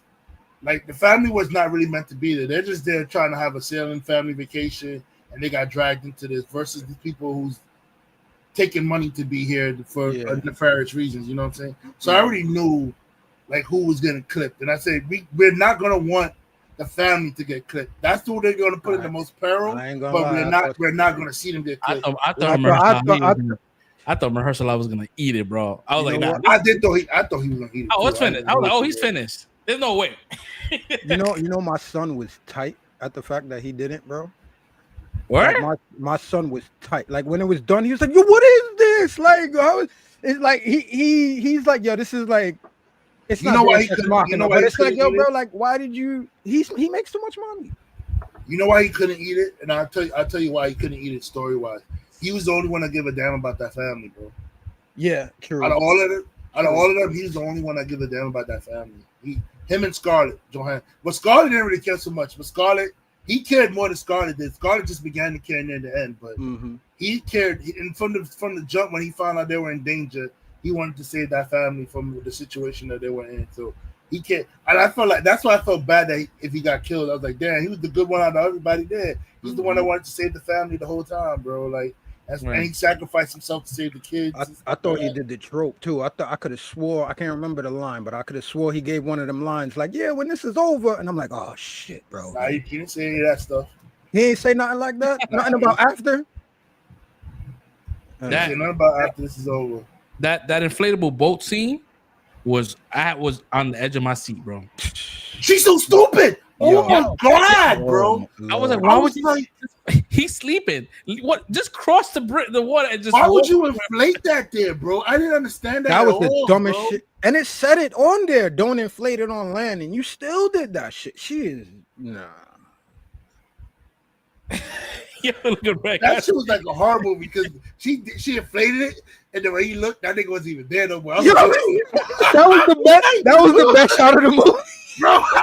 I caught a heart attack for it. I was like, yo, he's not there. Yo, where'd he go? Yo, T-Rex get up and leave, bro.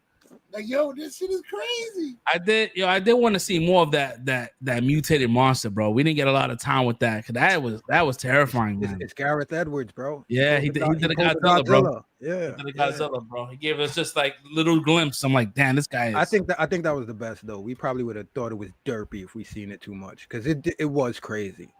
That shot had 4 legs, 2 arms, like little small T-Rex arms. The reveal on that shit was crazy though. You say, you thought you had a helicopter ride out of here. Nope. Yup, bro. That shot was epic. Nope. That was the way it came out of that smoke, bro. And you see, it was like he had a drumstick in his hand, bro. I'm like, nah, that shit is big as shit. Nah, that was a dope reveal. Yeah, it was good. It was good. I had a good time. And you could tell like when movies shot like on location, you could tell.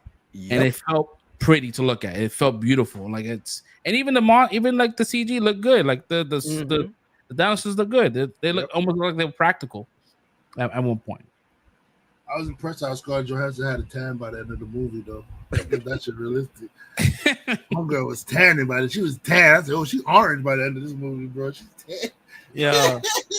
The dinosaurs are dying, bro. You got to move them to the equator. Like they just automatically just wanted to be tropical. Like, but man, you had a whole Stegosaurus in the middle of downtown, bro. You should have just took blood from that shit. That was crazy, bro.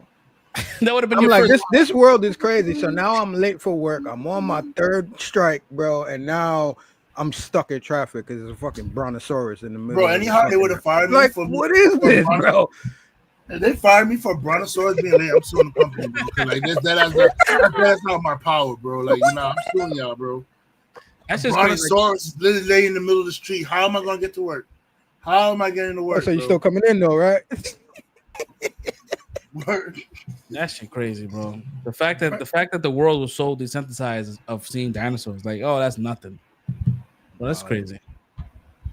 This is bullshit. But I gave that movie like a 3.5. 3.5. Yeah, I enjoy it. It's not meant to be great. It's just meant. It's like pop. It's just meant to like cheap little thrill, man. I just watch it to see the people survive the dinosaur. What crazy dinosaur concoction they're gonna make now for the end of the movie reveal and stuff like that. They always got some crazy dinosaur they make up for the end and everything. So it was chill. And it was very accurate to my son's account because this kid is just, oh, look at that one. I'm like, this kid knows all of I never even heard of half of these joints before. Hey, bro, and he's just naming everything, bro. I just knew the basic one. When they said there's more of these niggas, I only knew Triceratops. Yeah, we know the big 3. I only know the main ones. We know the Dinobots, and that's it, bro. Bro, I didn't know none of these niggas. I know pterodactyls. Mm-hmm. They talking about all these other new birds. I'm like, what the hell is this? Yeah, the movie right now is it got legs, man. It's still making money in the box office right now. It's sitting at $553 million. I said it. It made like 3 something on the first weekend. So overall, I also saw The Old Guard and The Old Guard 2. I don't know how I feel about those movies. Who's in The Old Guard? It's Charlize Theron. Oh, yeah. Like where they get reincarnated type shit. The first movie was dog shit, bro. I didn't see the second one. The second one is even more dog shit because it ends that's what I was gonna say. I kind of enjoyed the first one when it came out because it was different. Worse? Yeah, this one is bro. It's And I'm saying the first one was decent. So imagine how that would be for you, bro. Like, nah, the second one I was not.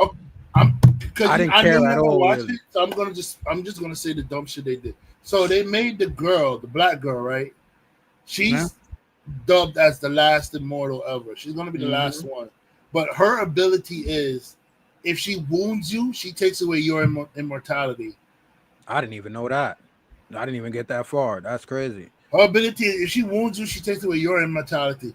But here's the kicker. You could. Yeah, go ahead. My bad. Yeah, this shit was wild, bro. This is so stupid. She wounds you, she can take away your immortality, but when she takes away your immortality, you can hand your immortality over to like somebody else who lost their It's so stupid. I'm like, bro, if she wounds you and you lost your immortality, how are you handing that over to somebody else that you don't have it yourself? That was their way to fix their mistake from the not mistake, but to fix what they did in the first one with Charlize losing her shit. So they give her back her immortality. So now they're giving it back to her because you're trying to draw 4 out from a draw 2, bro. That's crazy. Bro, it was so. Nah, it's like trying to take a draw 4 from a skip card, bro. You ain't even got it no more. How you handing it over, bro? Like what? Nah, my man was getting shot up. Like, I give it to you. Yeah, bro.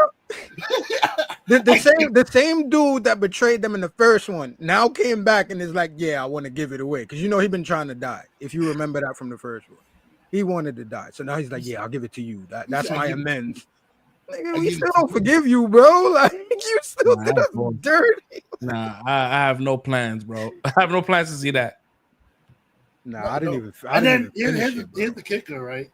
It don't even have an ending, bro. Like they get their ass kicked, they take the team away, and then the movie ends with like her and the other person, the Asian chick that she lost some years ago. Mm-hmm. They found each other, who's now a regular mortal because she got wounded by the last mortal. Now she got wounded, so she's now human.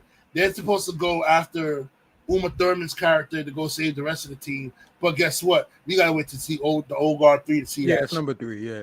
Oh yeah. And he just said Uma Thurman. So Charlize Theron is not even the first one. She's not even the first. Oh yeah, Uma Remember they said she was. Yeah, they said she was the first. She's not even the first. Uma Thurman's the true oldest one. She's the real oldest one, and she lost her immortality too. But she's trying to get it back to the other ones because she wants to do the now treatment where she wounds them, and then they hand it over to her like, oh, I'll give my immortality to you and stuff like that, bro. Dumb. I really say, did I really sit here for this long time? I sat here for 3 hours watching these 2 movies because the first one's like 2 hours and change, and the second one they knew it was dumb. They made it for like an hour and a half, bro. It was like an hour and a half. It was not even that long, bro. And left it on a cliffhanger where there's no ending. There's no ending. You don't even know how it ends.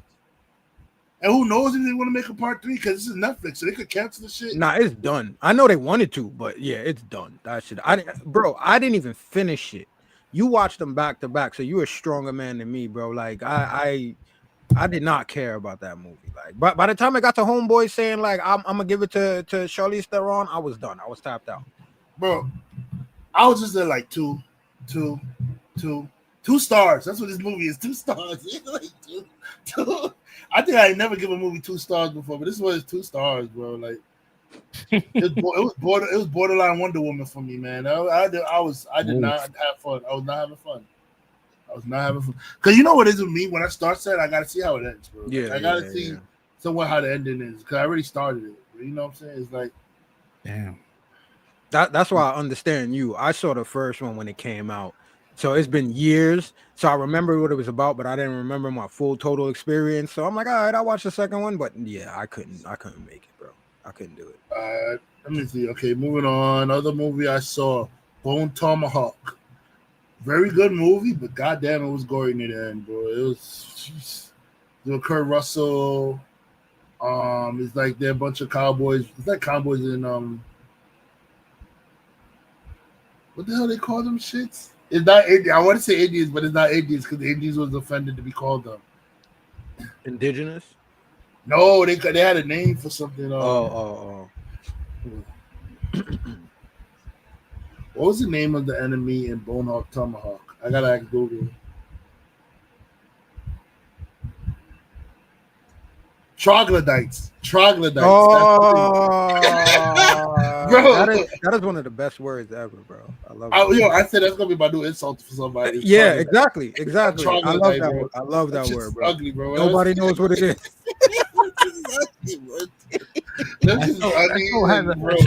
That movie has a very the actors on here is very odd. Bone Tomahawk. Yeah, David Arquette. he played a looter. He was looting dead bodies in their territory. He's the reason why they came to the town and attack Kurt Russell's town, where they have to go get their people back and shit like that.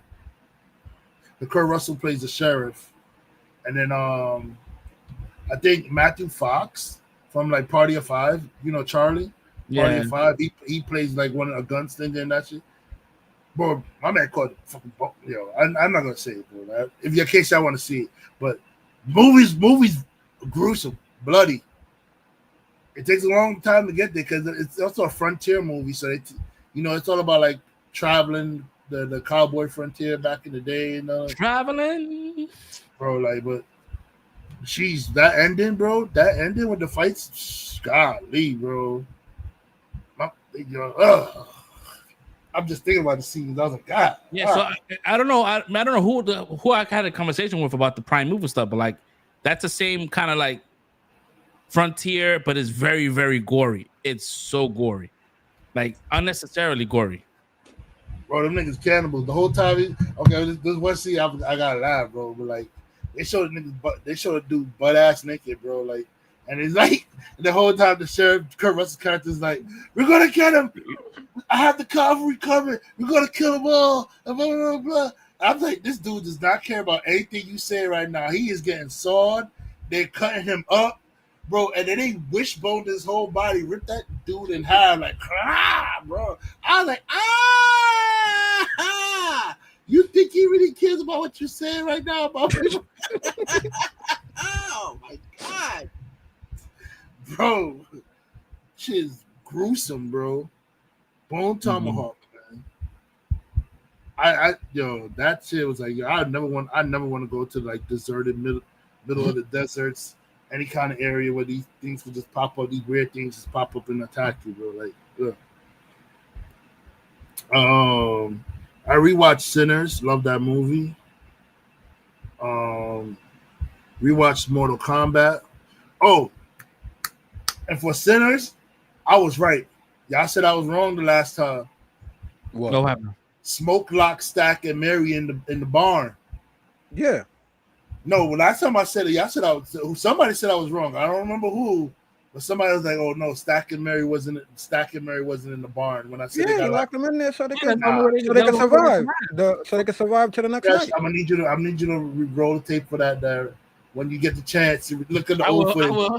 I want to see if I remember it correct. Because I think I remember somebody said I was wrong when I said that he locked Stack in the barn, and I rewatched the movie. I said he did lock Stack in the barn because that's the only place they could have been. Yeah. Stack and Mary was in the barn. They would have got burned if they didn't go inside.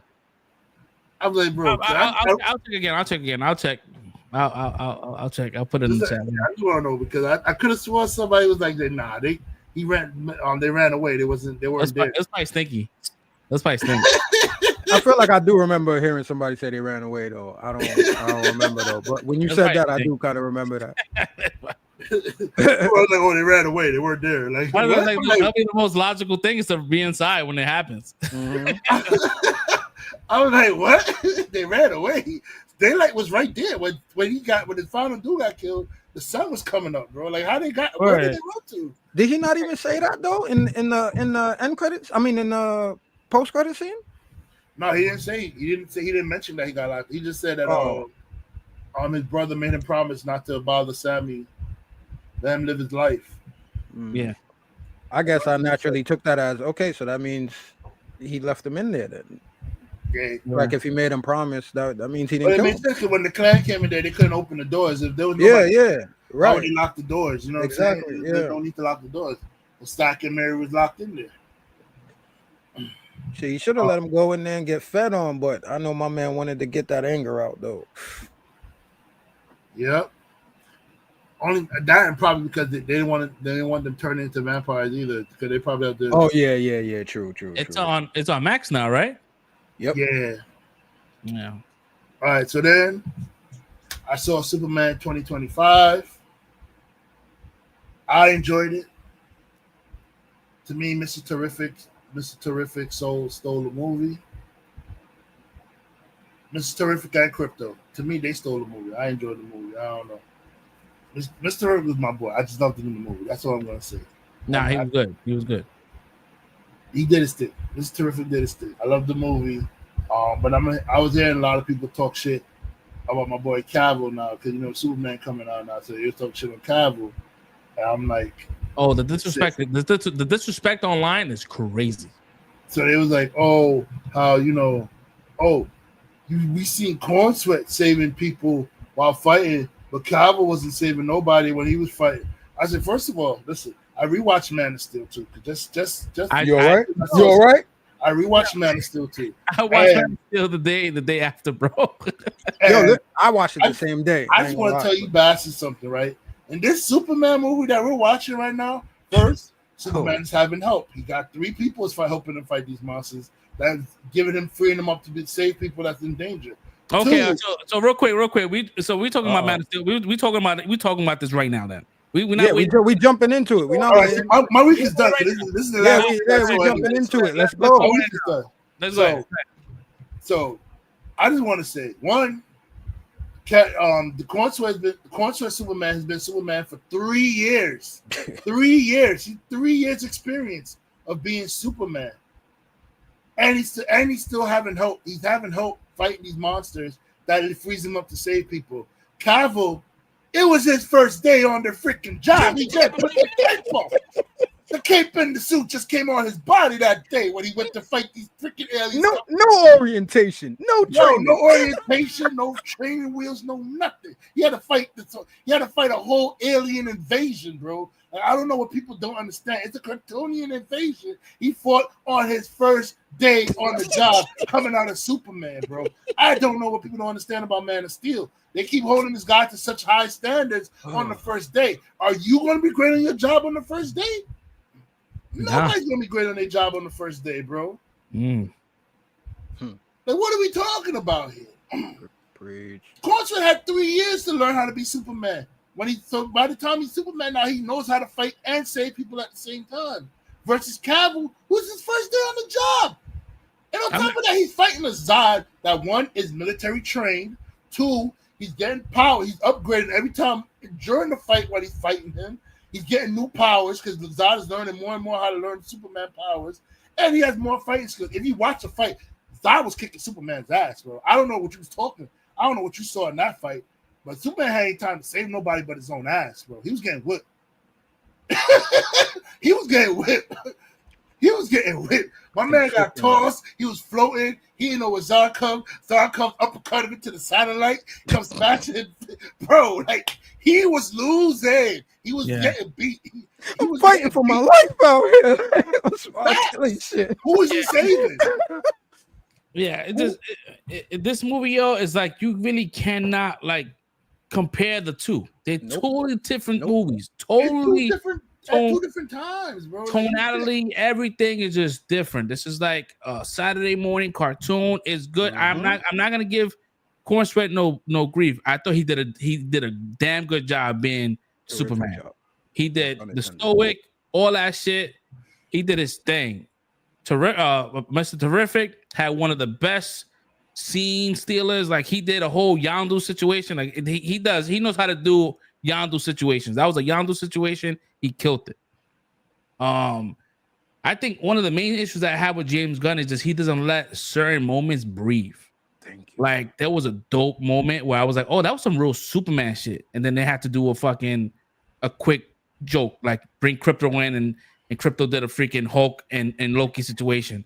I'm like, yo, that was a meaningful Superman-y part. And I'm like, he didn't let it breathe. I'm like, damn, come on. But anyways, I had a good time with this movie. It was good. It was a great movie.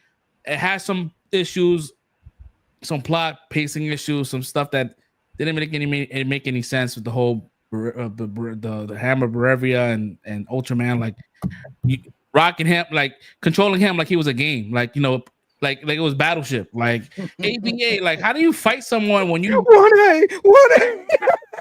and then the monkeys Twitter, like, yo, and the super shit. We talked about that shit months ago about like the conflict, and all them shits happen to be true. And with the super shit, I'm like, they're really gonna add super shit to this shit? Holy crap! And they got rid of all of Maxwell Lord's scenes because he only showed up as a cameo. I'm like, they didn't even talk about him. Like, the whole suits, why they all suited up, like that's all Matthew Lord shit, Max Lord shit. I'm like, damn. But anyways, man, I ramble. I'm sorry. Yeah.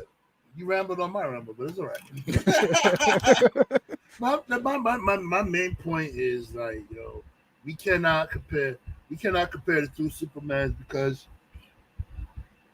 it's two different experiences. Like there's two different experience levels.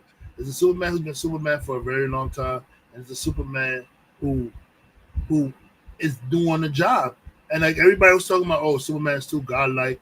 Oh, he needs to get knocked down a pay. He was getting beat up in Man of Steel. I'm watching Man of Steel. He's getting beat up.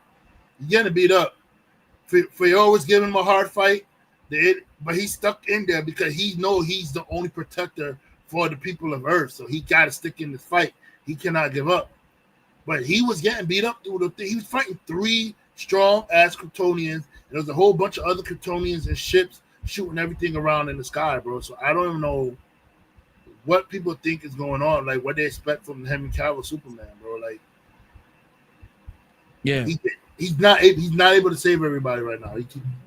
There's too much shit going on. It's way too much shit going on, bro. He cannot save people. This Superman has help. He's able to focus to save people because guess what? Mr. Terrific, Guy Gardner, and Hawkgirl is there helping him fight the monsters where he could go save a squirrel, save a dog, save a squirrel can't have me die, bro. Come on, bro. Yeah, bro, they're doing too much, man. Yeah, hell yeah. Like, bro, I mean, come on, man. You know what I'm saying? And I mean, everybody's saying this one, like, he was getting beat up a lot. Like, yeah, I get it.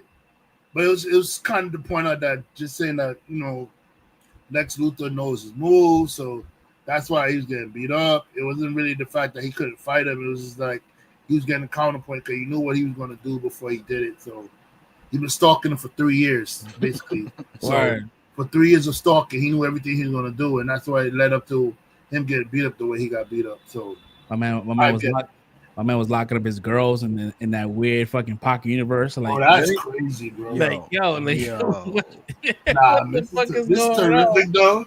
This motherfucker went a dick. Asshole went to build a pocket universe, bro. He was cussing him out, bro. I mean, you can build the pocket universe, but you don't do it.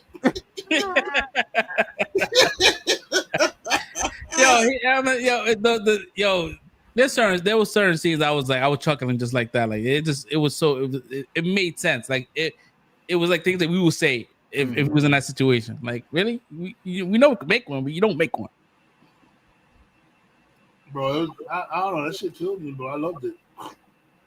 Yeah, it was cool. It was a cool flick, man. I just think that a lot of people online are just so bitter about Man of Steel. Like they just will take the next best thing and be like, yo, this thing is the best thing ever. Like, all right, let's see in the next how long? Man of Steel came out in 2013.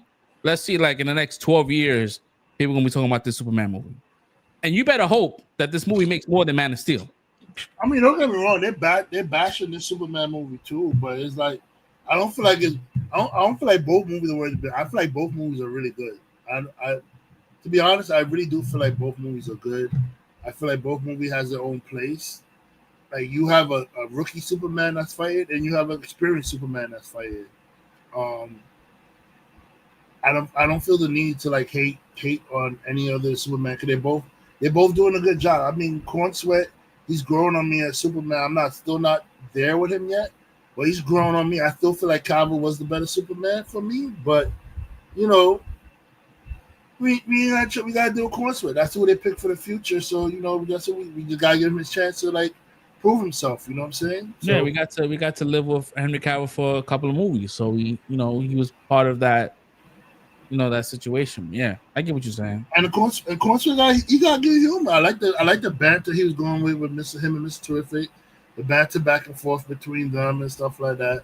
I mean, I feel like they really should say it because I feel like it was more like a Batman Superman kind of banter relationship they were having, which I feel like they should save for Batman and Superman when they finally meet. But it is what it is. It is what it is. You know what I'm saying? Like After watching this movie, I'm like, yeah, that Matt Reeves universe does not it don't match. There is a mismatch. Like you can't. Like it's like you taking Christian Bale's Batman and putting him in Batman and Robin. Like it's just like that kind of like weird tonality kind of situation. It's just it wouldn't work.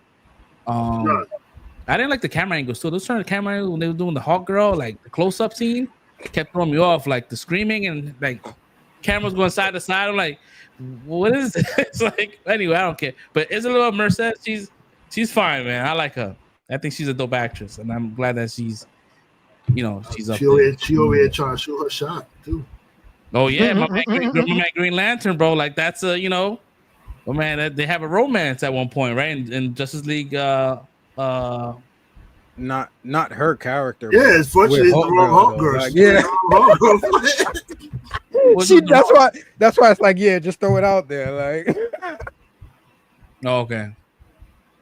Because there's different. She's Kendra Saunders. The one he has a relationship with is Shiera, and it's like two different. Yeah, it's two different people, two different storylines. Like, yeah. But I feel it though. Shoot your shot.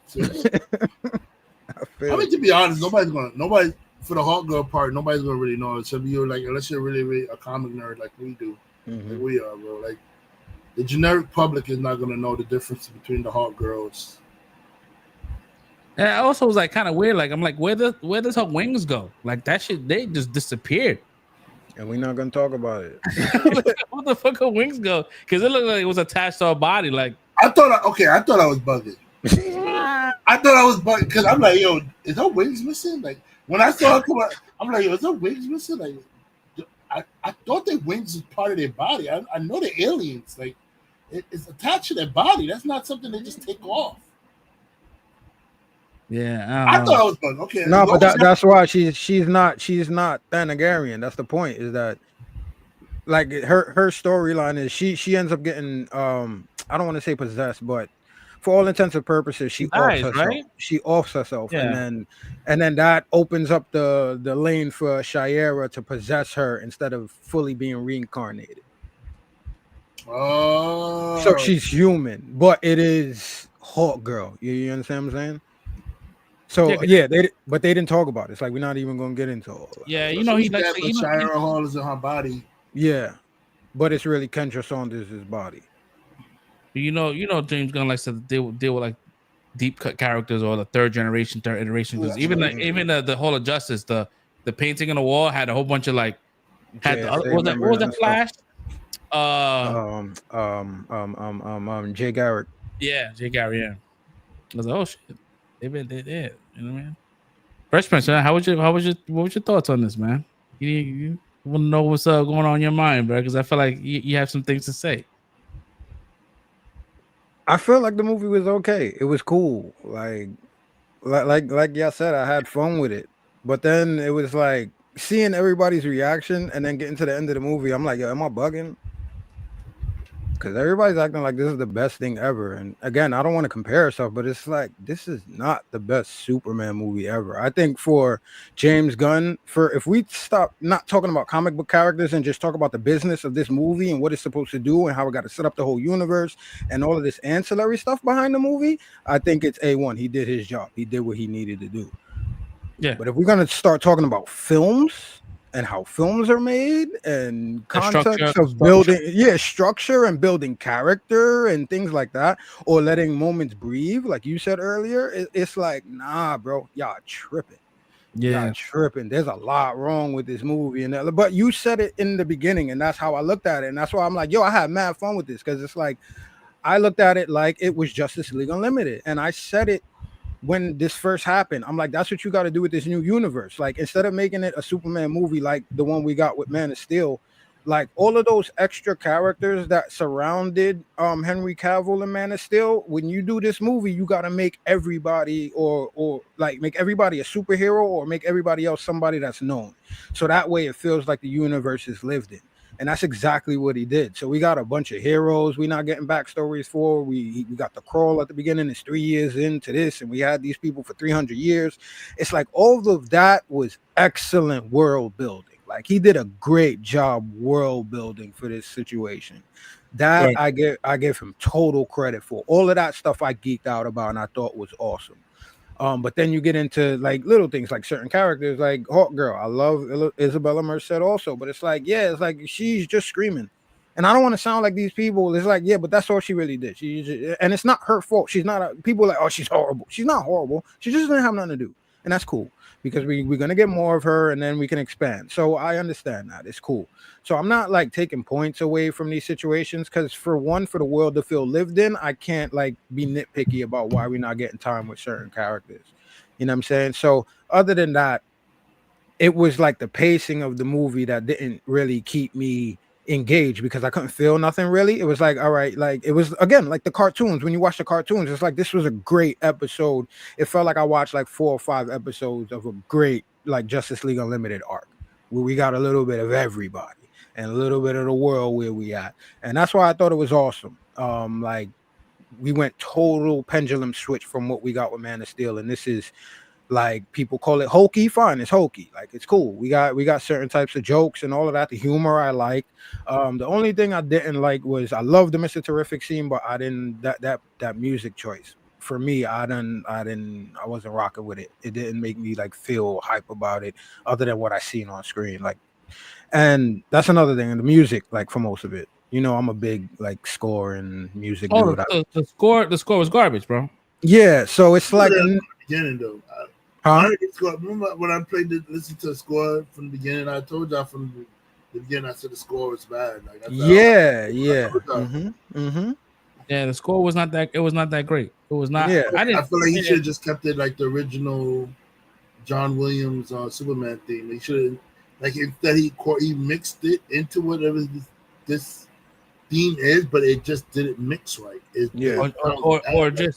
Or just make your own. You know what I mean? Like. Right. Zack Snyder took the big swing, and not copied anybody else and did his own thing, and that score is like class. It's a classic.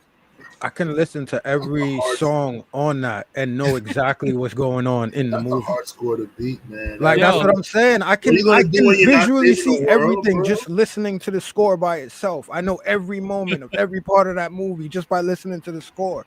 It's like there was nothing like that in here. There was no moment that had me like, yo, that song was fire. That built the epicness of this moment. There was like, nah, it was a very serviceable movie. I'll put it to you like that. It was a very serviceable movie, and I'm not saying that to be bad. I'm saying it to be like it is what it was. Yeah, it was various audience. I'm not even sure, but I hope that doesn't make it sound like I don't like it. Murphy and David Fleming. I don't even know who they are. They've done like The Flash. They've done all the Guardians of the Galaxy. They did I think Guardian 1, 2, and 3. I mean they're good composers. Just like there was nothing memorable. Yeah. There was nothing memorable, and I'm like, David Fleming is known for the thing he did a theme for The Last of Us. The video game? The show. Yeah, because I mean the show is from the video game, so who he just copy what the video game composer. And John Murphy did the score for 28 Days Later in Suicide Squad. Yeah, I mean, listen, you can't really go against like Hans Zimmer. That guy is just like a legend in his own. But I'm not even trying to compare it. It was like nothing. There was nothing memorable. Like there was no score that was like that got my. It was just like, all right, cool. I saw a thing and the thing happened and that's it. Yeah. That's it. And then people are like saying, "Oh, this is like the best script ever. This is the best." I'm like, did I miss something, or am I that much of a hater that I'm blind to seeing what's good? I'm like, nah. I went into it with an open mind. I'm not like a fucking what do you call the Snyder Bros? That's not me. Yeah. Mm-hmm. I support the fucking character. I have a freaking Superman shirt, but it's just like, yeah, yo, bro. It was funny. They posted up the first week opening. And it's like, oh, this is the best performing Superman. It's like, you got that wrong, because they added 3 days, and then when Man of Steel came out, it was only 3 days, not the 4-day weekend. And it was like, oh, so when you add the 4-day weekend with Man of Steel made 128. It's like, so Man of Steel had a better opening. It's like, oh shit. Mm-hmm. This is 2013, guys. It's 2013. I'm surprised John Murphy did his score. I like John Murphy's score for Kick-Ass. Like he did Kick-Ass was good. He did the score for Flight. Like that's the song Flight on Kick-Ass, and that score is fire. I like that song, that Flight, that song. So I don't know. Like I don't know what went wrong with this one. Yeah, it was the we need a song that has to have the John Williams score. Like it needed to be that connective tissue to that, and it should have been. It should have been his own identity. What's crazy, they have to credit John Williams too because they used part of his score, so he has to get credit for making the score. And I'm pretty sure he listened to the score like, don't credit me on this shit. Yeah, he probably listened to the score like, don't credit me on this shit. Right now, the international box office right now is under 100 million, and it's not looking too good. But we still got the first week. You know what I mean? Like it's only been a week, so let's see if it stays under the 20% or 40% drop off, it's gonna try to make its money back. Yeah, but I heard it was like 92% for China, bro. Yeah, it's not, bro. This should make like $2,000, bro. Jesus Christ. This was crazy, right? The budget for the movie was like 200 something million dollars. But the promotional itself was 150. I'm not gonna hold though. It has to make like 800 million, bro. I think people also boycott the movie because they're like mad at what Guns did to Cavill.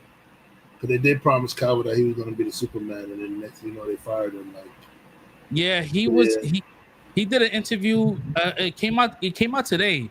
And one of the guys, the interview guy, was like, he asked him, he's like, so what was that conversation like with you and Henry Cavill? Like he was promised, he was not promised, but he announced he's coming back as Superman. And he pretty much said, without saying, he's like, there was some entity that was trying to take over, and that was not part of our plan. And he was talking about pretty much like Dwayne Rock was like, there's gonna be a change in hierarchy. And he said the moment that Henry Cavill said, I'm back on Instagram, that's when the deal was finalized with James Gunn. He's like, that's not part of the plan. And he's like, well, did you have a conversation with Henry Cavill? He's like, yeah, we brought him into the office and told him. And he said he was like the most sweetest guy. That was like, he was still like, kind of like, it's okay, I get it, da-da-da. They talked about roles in the future. He said he wants to work with Henry Cavill again. We'll work with Henry Cavill, and I say again because he never worked with him. But he was like, yeah, like it was messed up. It was a messed up situation. I had to tell this man that he was not playing my Superman. I was like, damn, bro, that shit is wild, bro. Like but I couldn't imagine like Henry Cavill in this movie would have been crazy. I don't know. But what? See, you know what? I know I want to call Cat. If he's not playing your Superman, what are you gonna have him come back in your DC as, bro? Because everybody, the moment he pops up in your DC, people are gonna say, "Why didn't you cast him as Superman?" Mm-hmm. We said it too. Like, he should have been like Ultraman because that reveal was nothing. It was a nothing burger. Yep. Like I didn't feel anything when that shit happened. I'm like, all right, whatever. It would have been. We all knew it was him under the mask. It was like, okay, I knew it. Once it opened like, the Fortune of Solitude, I said, okay, it's under the mask. Exactly, and that's early in the movie, bro. So it's like, things like that go on in the movie where it's like, And it was like the engineer, she was doing moves like she could have just turned around, like she did the whole handstand, turned around. Like I mean, it was cool, but like she did a little too many steps just to turn around. Like, but anyways, she was dope. And I like the fact that she was like speaking in Spanish half the time. It's like, oh shit, she's mad. She's like a doña with that.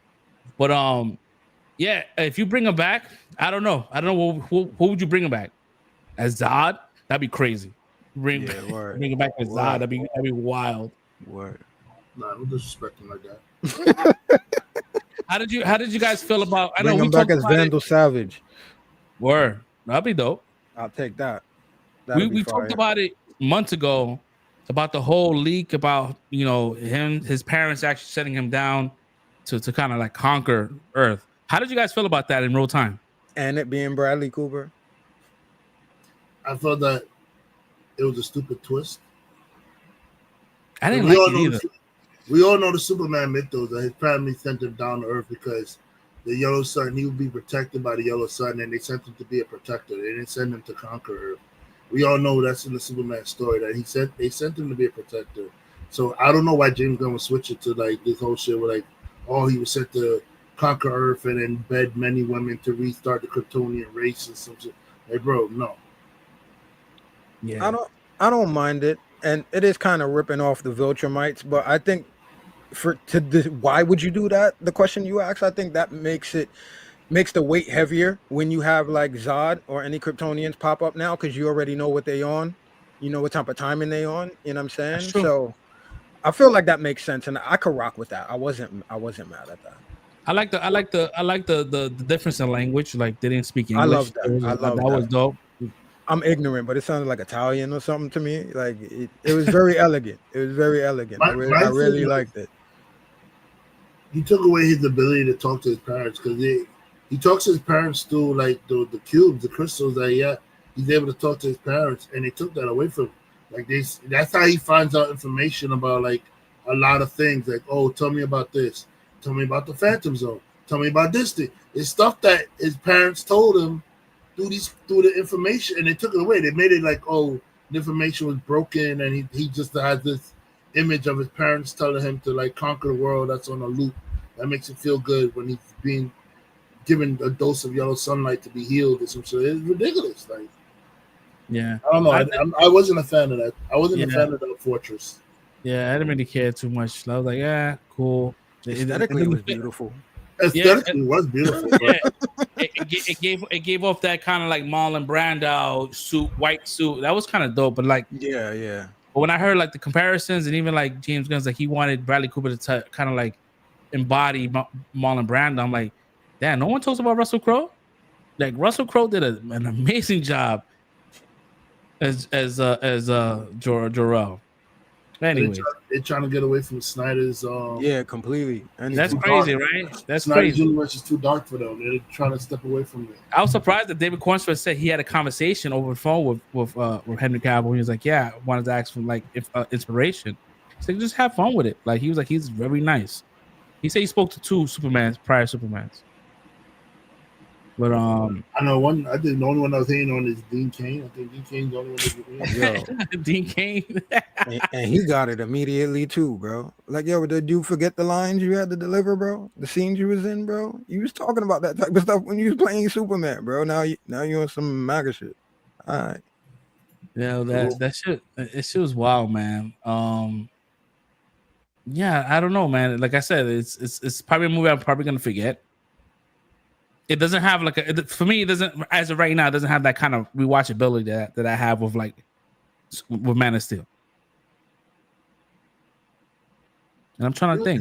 I was gonna see it again before when I got out of the hospital today for my eye checkup. I was gonna see it again, but I said, you know what? I'm just gonna go with you. That's kind of great that I did that, bro. I was like, yo, you know what? You nobody will go to the movies, bro. You would do it. Yeah. So I mean, I guess that's saying something. I didn't want to go see a Superman movie when I could have, but yeah, I don't want to play it off like it's not completely bad. Like, there's some people that's really exaggerating out there right now, saying that the movie's trash. And right. It's not trash. Like I'm not gonna say the movie's trash. Yeah, it's not trash. There's some things in the movie I don't like, but I'm not gonna call the movie trash. I'm not a fan of Millie Alcock Supergirl. Like, why we have a Supergirl that's like a drunken mess? Like, what's going on? That's how she was. Yeah. That's how a Woman of Tomorrow starts off. That's how the comic book starts off. So she gets drunk off the red sun. Oh, like, yeah. So she's like a sorority girl. That's what her What's dog. up, bitch? No, but she's not gonna stay like that though. It's just her story. She saw everybody she knows dies, so she's kind of in a depressed ass state. And why is Crypto not his dog though? Because originally it's his dog. So why they retconned it in the comics too? That it's her dog. Yeah.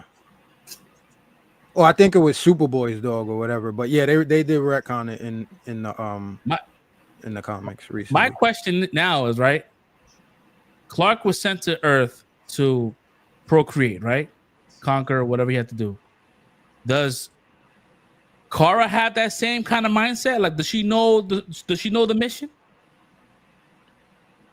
Well, we'll definitely get that because her pops is supposed to be in the movie. So I guess we'll see. Maybe I don't. Yeah, see, that's the interesting thing. I don't even have an answer other than parents are not we're there. Her gonna see. parents are just somewhere else. Yeah, in a different. Yeah. Like, but we got to get flashbacks though and see what kind of name? parents they were though. And I was wondering, I was like, wonder if like if the message was doctored, right? Now they made sure in the movie they told you 3 times, like, nah. Mr. Terrific was like, nah, I know those people, man. This is not, it's real. I know it's real. Like, oh shit. It would have been a cool way to kind of like, if someone was to like doctor the footage, it would have been like Zod or something like that to kind of like throw everybody off. I would also say that I feel like Lex Luthor was a whiny bitch. No, I mean, with beating up Superman is cool and everything. Him trying to take over, get part of a country, I understand that part. But him like destroying the world with the Pocket Universe thing, like, I think I was thinking a little too far for Lex, bro. Like Lex hates Superman, but at the same time, he's not going to actively destroy the world. Like they said he had a code to stop it, though. He didn't use it. I guess if he would have won, he would have used it so that the world didn't get destroyed. But yeah, it was. At no point in time was he saying, "Put that code in." Okay, it's gone far enough. Put the code in. No, he was waiting till the whole world get eaten up, bro. Like it was really bad. Nah, he was waiting for Superman to die. Nah, I'm not pressing the button till this dude is done, bro. He was going hard on Superman, bro. Like super hard. Nah, that shit carried me when Mr. Terrific. He said, "We got a code to stop. I don't need your damn help. I'm Mr. Terrific. I'm goddamn Mr. Terrific. I don't need your help. I'm goddamn Mr. Terrific." Yeah, and I'm not even saying this in a bad way, but it is like blaxploitation, or to my first thought, like Robert Downey Jr. in Tropic Thunder, bro. Like that was the whole vibe. But I dug it though. I'm not even saying it like it's negative. I dug that. You know, to circle back to what you said about Mr. Terrific and that crazy ass scene, one of the best scenes that was in the movie. Yeah, they could have picked a different song, but like, to be honest, bro, you would have like used like Smooth Criminal. That would have been crazy, bro. That would have been. That's what I'm saying. Something of that era, like use something like that. Like, the song. Yeah, the song is still good. It's just like, I don't know. People just like, oh, I'd rather see like his Gunn. I mean, not for nothing. Gunn does write like black characters really well. Like he does a good job writing black characters. So I guess he didn't want to be like a stereotypical situation where he has a moment. You're gonna put some urban music. You know what I mean? Like it would sound. It don't even gotta be urban, just of that era, he's supposed to be like a Luke Cage era type character. Like give him something like from that era that's popping. Like it ain't. But again, we don't know nothing. We don't know nothing about these characters because they just threw it. They just threw us. Well, yeah, we didn't get any backstory, so yeah, it would have been. Yeah, I agree. Nah, but again, I'm not even hating. I mean, to be completely honest, bro, nobody knows who Mr. Terrific is, bro. They just know Mr. Terrific. No, I know. From the CW to CW show, because he appeared in what was this? Who was it? It was Arrow. Arrow, I think he appeared in. Yeah. Mm-hmm. So they know him only for Arrow, bro. Like they don't even know like the. I don't know shit about Mr. Terrific, so they don't know the real Mr. Terrific. So it's like people not gonna know like his backstory and stuff like that. Yeah, it'd be nice to. I mean, I think they're thinking about making a Mr. Terrific Jimmy Olsen series. That Jimmy Olsen was a funny ass dude, even though he had no. A man never had a camera in his hand. Was never around Superman. Like bro. Bro. I'm rizzing chicks up for information. He's a reporter in this one. Yeah, he was definitely risen. He was like shorty with the mutated feet. I was like trying to look at her feet. Like, was her feet that bad? I ain't gonna lie, that shit was hilarious to me because I'm like, bro, Miss Tessmacher, bro, you're not trying to back Miss Tess. What's wrong? But then he did get it, and it's still like, but I get it though. It's one of them situations where, like, yeah, once you've been around a chick enough, you like, nah, this chick is annoying, bro. I'm not trying to like. So I get it. It had me laughing. That was a little ongoing thing. Like somebody one of my friends telling me like you know, he was a real ladies' man and stuff like that. And you know, he was talking about like, you know, how like some guys like, yo, how can you be bored because she's hot? And it's like when you have filet mignon all the time, it just becomes a regular steak to you, bro. It's right. It's like yo, it's like you don't treat them like they special. It's just like that's it. Right?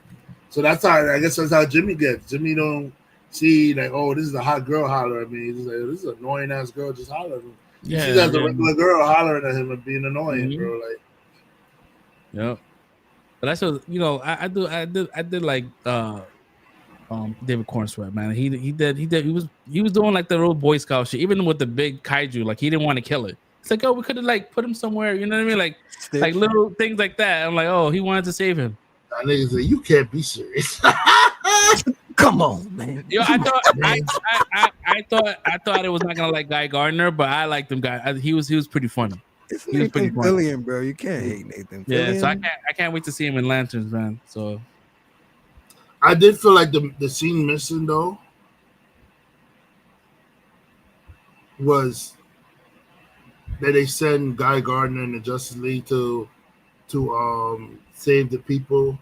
Only reason why I feel like that was a messed up scene to do. Yeah, because right? they were literally calling for Superman. Like that's something you have Superman show up for. That's not something you pass it on to another hero to save the day or save the people. Like the kid is pushing up his cape in the sky and he's saying Superman. That's not something you pass on to another hero. Like, facts, bro. I feel like they should have separated those two scenes and like let Superman go over there, help the people out, and then go back, like and then go back, like do whatever. Like I don't know. That's another thing of him not letting things breathe, and that would have been a perfect moment to have him save the day at that point in time. I get it; he was doing this fucking around in that Minecraft lava that he was in, which was weird. I was like, what's happening in this lava shit? This is weird. I think that's the Bizarro setup. Being that it's all blocks and shit, that's probably how they're gonna set up the blocky earth that he ends up on. Yeah, I feel like Green Lantern would have made more sense to go help with the breakage, because you could have did he's doing some kind of construct to keep the stuff together and like trying to like hold it off till Superman gets it to finally help while he's taking care of the stuff in Baravia. He takes the care of that stuff and then he comes back and helps them. And Hawk Girl could have been fighting Ultraman to give her some real moments. Like yeah. I mean, it was a missed opportunity to like take a human, like a very like human, what's the word I'm looking for? Humane. I want to, but I think everything was humane. But I'm not trying to find a special word for like. Yeah, it's like basically like that, like like. Oh, I can't think of the word right now that I want to use, but you missed a special moment to just make Superman look really good in a good light, like to pop up and save the people, because literally the kid is praying for him to show up. Like his eyes is closed, the military's right there, the guy got the gun to the kid. Superman pops up in front of him, blocks the bullet. Yo, that scene would have been lit, bro. Like, Bro, I'm sorry, I don't even want to cut you, but this is the only moment. Everything you just said just now, because I didn't even think it all the way through. Everything you just said right now is the only problem I have with this movie. That's the only thing that I was like, stopped watching. It was like, why would you do that? Like that you had me feeling something. That was the first moment, besides the quick talk with Jonathan Kent, that had me like father son. But then I get to that moment, that shit really had me feeling something. Out of the majority of the movie where I didn't feel nothing, you got that kid there, and then you just you send them over there to do that. I'm like, nah, bro, that was weird. They actually did, and they didn't kill off Jonathan Kent in this one, man. He got both his parents still, bro. And their accent was accent, bro. That was like down Pig Lane, like that got a pretty mouth. I'm like, I'm surprised. Like, I'm surprised Clark didn't have an accent, bro. Like with that bringing, he should have had an accent. Bro, listen, all I know is saying I never remember like the kids being that busted, but damn, they busted up the kids. Like, Jesus Christ, yo. There's no disrespect to the actors and actresses, but Jesus, yo. I don't ever remember the kids being that busted, bro. They busted up the kids, bro. Like, I mean, and it's hard not to like compare to other men like Man of Steel. Like you start thinking about, the last iteration, fucking, Kevin Costner and Diane Lane. It's like, now we got some Piggly Wiggly. They too Hollywood, bro. We need some real farmers out here. Oh yeah, so I mean, I did like Jonathan though. That's my guy from. Y'all ever seen Identity back in the days? Yeah, freaking that's from Constantine too, man. He's a priest in Constantine. Yeah. Yep. But that's been my guy since then. So I was kind of happy. He was the guy that was drinking all the stuff and then nothing was coming out. Yeah, nothing was coming out. Yeah. That's my guy, man. I like him being Jonathan. The mother from Slither. Yeah, she's. I mean, they did it. The moms threw me off though. Her accent. I ain't gonna lie. I was dying in the beginning when she had the phone on the table. She's like, "Yeah, we watching you on the table." Yo, her screaming that shit. Hilarious. Nah, don't get your boots for you. Get your boots. That was like super freaking backwood. That was crazy, bro. But that sequence was like, I want to see my family, and they show a montage of all his like past memories. That was dope. I like that. That was sweet. That was a sweet moment. Yeah. I see Soul put that down there. I did not hate it, and I hope it didn't sound like that. I was just trying to be as real as possible with what my experience was watching the movie. I didn't hate it at no point while watching it at all. I don't think any of us hated. It was good. It was just not great. That's it. Yeah, that's what I'm saying. And everything doesn't have to be great. Again, like for the outside, I'm excited for what we got coming forward from this setup. Yeah, because it doesn't seem like, regardless if this movie does well or not, they're gonna continue doing it. Yeah, exactly. So it's a success. Go for the ride. Then we got Peacemaker coming out. But all that greatest Superman movie of all time and trying to compare it to Man of Steel, stop it, bro. Stop it. You can't. I don't want to do that, really. They said the next movie is Millie Alcock's Supergirl. So. Yeah, you got Supergirl, but you got Peacemaker that's coming on next month, and it's going to explain the different realities and why he exists. Yeah. So that comes out next month. I can't wait for that because Peacemaker was like one of my favorites. I'm excited for that too. Do you really want to taste it? That was my shit. Yeah, we get and I believe Creature Commandos. I mean, there's not really any real connection with Man and Creature Commando. Other than Rick Flag, but I thought Rick Flag was a nothing burger too. That's what I mean. It's like they just introducing people and all of that. So I'm not gonna hate on it. They did what they needed to do. Everybody that was semi-important showed up in this movie, and so they brought Rick Flag from him for them to do nothing. Yeah. Oh, am I the only one that felt like that whole conversation with the Planet Watch situation and all that, and the government and all that? Am I the only one that felt like it would have been highly leveled up if Amanda Waller was in that scene? She should have been because you had the other shorty from Suicide Squad that was at the round table, the one that hit Amanda Waller over the head. She was there. Yeah. Yo, I felt like I was tight that she wasn't there, being that Amanda wasn't there. I guess I missed her. Damn. Yeah, the shorty that I thought they recasted her. No, the chick that got arrested after assaulting her. She was the chick with the curly black hair. Right? Yeah, I mean, the black chick with the curly hair. Yeah, okay. I'm like, where's Amanda Waller? Okay, I gotta watch it again. But you put me at ease though. I am happy because I know she did lose her job, but I was hoping she would be in charge of Argus by now. But because that's where they taking Lex, right? Taking Bell Reeve. Oh, Bell Rev, my bad. Yeah, Bell Rev. So yeah, and I think she's running Argus out of Bell Rev, right? Or got some connection to it. I think so. I don't know. I have no idea because we still don't understand like where she lies in this timeline. Yeah. So we don't really know. Like with Peacemaker, we're gonna find out what is happening because it might not be Viola Davis anymore. No, it's still her. They still doing the show, right? We're doing a show with her. Yeah, it's her. Yeah. But like you got characters like Weevil that was in Creature Commando that he's a part of that. So like, they got a lot of explaining to do. Yeah. Because I would like to have like King Shark come back. King Shark was like one of my favorite ones. So no, let's see.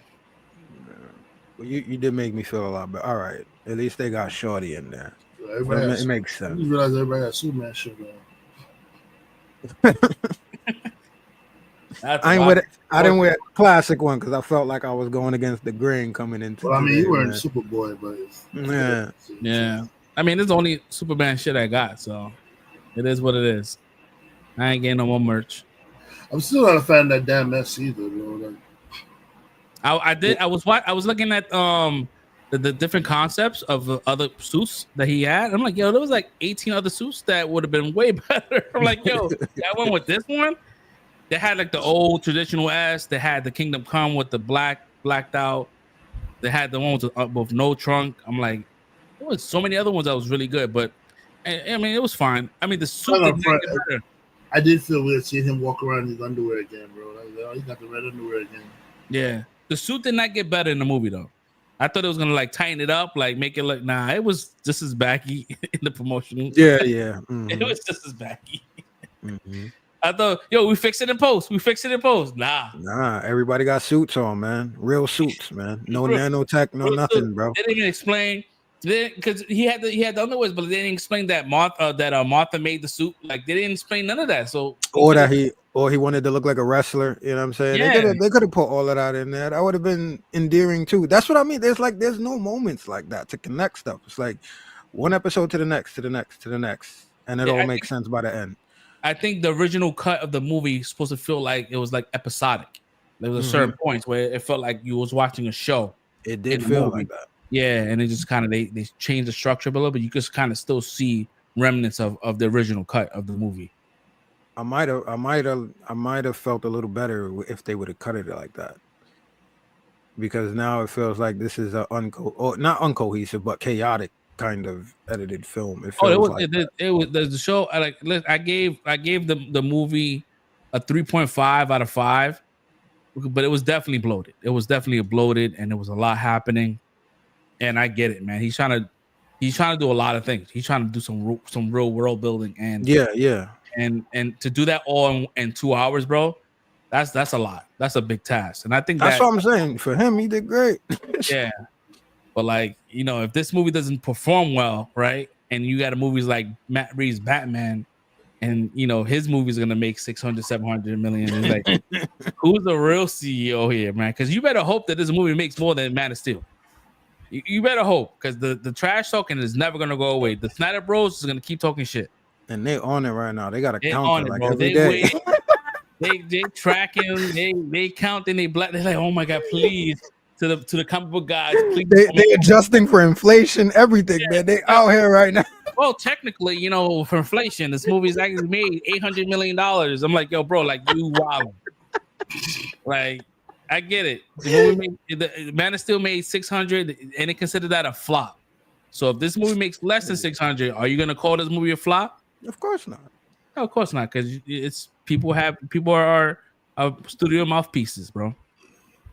There's a difference between critics and influencers, bro. Influencers do it for the clout, they do it for the fame, you know what I mean, just that glory. And then the critics do it because they go based on structure. They went to school to learn about filming and how filming structure is done. And that's how they gauge it. They don't care about clout. So, well, some do. Some do. The real popular ones. Hopefully, man. Hopefully, we try to get that Rotten Tomato access too, man. We want to be critics too, bro. Word up, man. Let's go, man. Keep it real for y'all out here. I mean. All right. But anyways, this movie gets a 3.5, and I'm cool with that. And it's been a week and a half. I don't feel any better. Nothing's changed. So I'm just looking at IGN post where it says that he would love to cast Henry Cavill with another character in the DC. Who are you gonna cast him for? Nobody. At this point in time, I think he's done, bro. Like, nobody goes Superman and downgrade. I'm not downgrading. Yeah, that's the marquee hero of DC. That's the face of, and you got downgraded. Like, there's nothing that's gonna be better than Superman when it comes down to like theatrical stuff. I mean, there's other characters that's better than Superman, more interesting, but as far as like marketability, nah. Superman is the best thing, and he lost that. Unless you bring other Supermans from other universes, but I think the whole multiverse shit is kind of played out. To me, it is. I'm tired of it. I don't want to hear variants anymore. I just want complete stories, man. But yeah, I mean, it's cool. How would y'all rate this movie, guys? I think that's fair. I'll do it. 3.5, you said? Yeah, I think that's fair.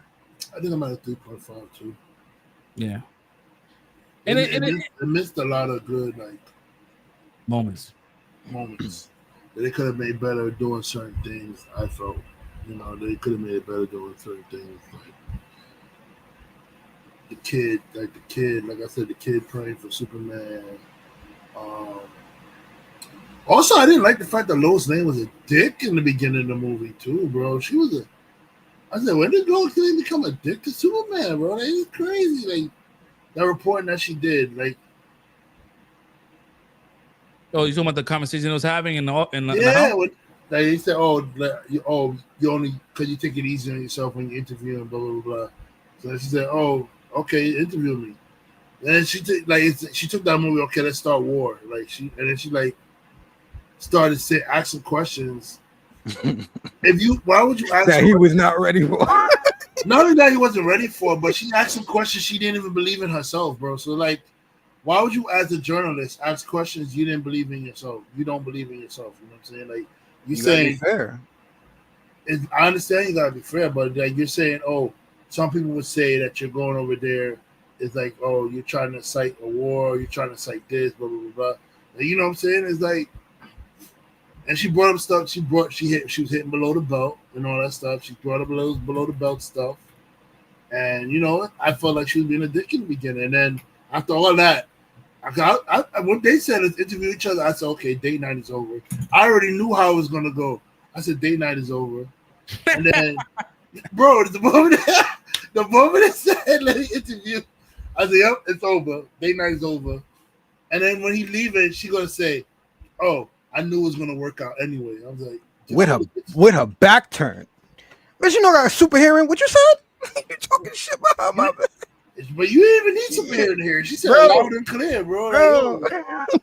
Yo, and her standards is crazy, man. The fact that she was like, yeah, I was gonna break up with him. Really? Your man is Superman. You gonna break up with Superman, bro? Damn. You know what would have been a funny moment, and I feel like it should have happened, right? You should have showed him how he looks to other people with the glasses on. Because they said he had the hypno glasses. And I feel like they should have did like a quick thing, like them looking at him and it's not him. It's like he looks like Henry Cavill. Yo, that would be crazy. I feel like it's a missed opportunity. They should have did that shit. Why they didn't do it? That's like that's like James Gunn's wheelhouse. Like it's not really that he looks like somebody else. He looks like himself, but it's like when you start connecting it to Superman, it kind of does something to his feature that you just don't see it being Superman. And nah, it's not him. You know what I'm saying? It's like kind of like that. It's like you not remembering Spider-Man's name when you're trying to remember Spider-Man, like, with the kind of display of Spider-Man that's going on right now. Like you're not gonna remember Peter Parker. It's just that when you try to connect it, you're not gonna be able to connect it. Like what the I can't. I feel like it would have been nice to see, even if it was like a distorted version of him. It would have been nice to see how they see him, like. But no one knew his identity, so they wouldn't know what to look at. Like it's just just give it a minute. Guy Gardner gonna tell everybody. Yeah, Guy Gardner was like, yeah, he's like, you know this guy. he doesn't tell anybody. He tells everybody everything. Oh man, Guy Gardner was definitely telling secrets. He did not give a shit. That Guy Gardner situation in Green Lanterns, I don't know how that's gonna fit, like by tone. Like you got two serious actors, bro, and I feel like they don't fit in that world, but they're in that world. I'm like, you heard Nathan Fillion say this when he shot on the first day for that show, that it was the most F-bombs he's ever dropped in his career. It's probably him getting fired, bro. I think he's gonna get fired from being a Green Lantern, bro. I think they're gonna send him back to Earth. Like, yo, you're not doing a good job here. Oh man, he's gonna be in the first episode. Him and Hawk Girl in Peacemaker. I mean, it's in the trailer, but yeah, it's the first episode. That was a joke. I think one of the comic books they're talking about how many Green Lanterns Earth has. Like they're like, damn, how many Lanterns does Earth need, bro? Like, yeah, they started running through all the names that like of who has rings on Earth. I think Earth has like 7 or 8 Green Lanterns, if I'm not mistaken. Yeah, like, bro, it's ridiculous, bro. Like, Earth is the ghetto. Is the ghetto of the universe, man. They said it in X-Men, man. Or the Milky Way. Or the Milky Way is. I don't know too much about Green Lantern, but like, how many Green Lanterns is normally like protecting Earth? Bro, there's supposed to be like, it's not Earth. It's supposed to be one for every galaxy, bro. Yeah, and our galaxy is supposed to be just one at a time, right? Yeah. So we got 3 at this point. Like, oh yeah, bro. No, well, in the comics, there's like 8 of them, bro. They're like, there's a lot of them. Yeah, there's a lot, bro. It's crazy, bro. We just got a new one. This new black chick now. Like, there's mad lanterns for this sector, bro. It's unruly out here, bro. It's definitely the ghetto. Yeah, you need one just for the Bronx by itself. Even Green Lantern's not going in the Bronx, but like, nah, we're going in there. Nah, you need one for Chicago. I was gonna say that California, next. Bro. Florida. Yeah, where you going?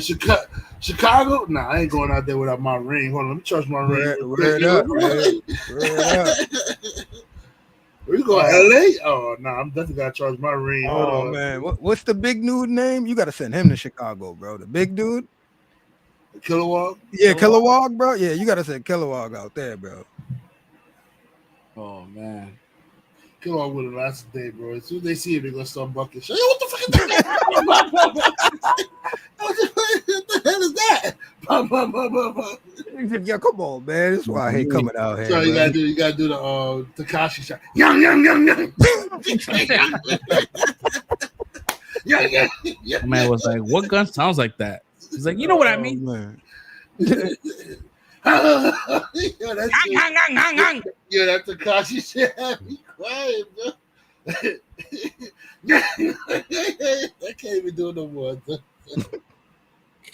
Damn, bro. Yeah. For those that's watching us right now, man, we do not hate the Superman movie. We liked it for the most part. We liked it. It was enjoyable. It's good. It had issues.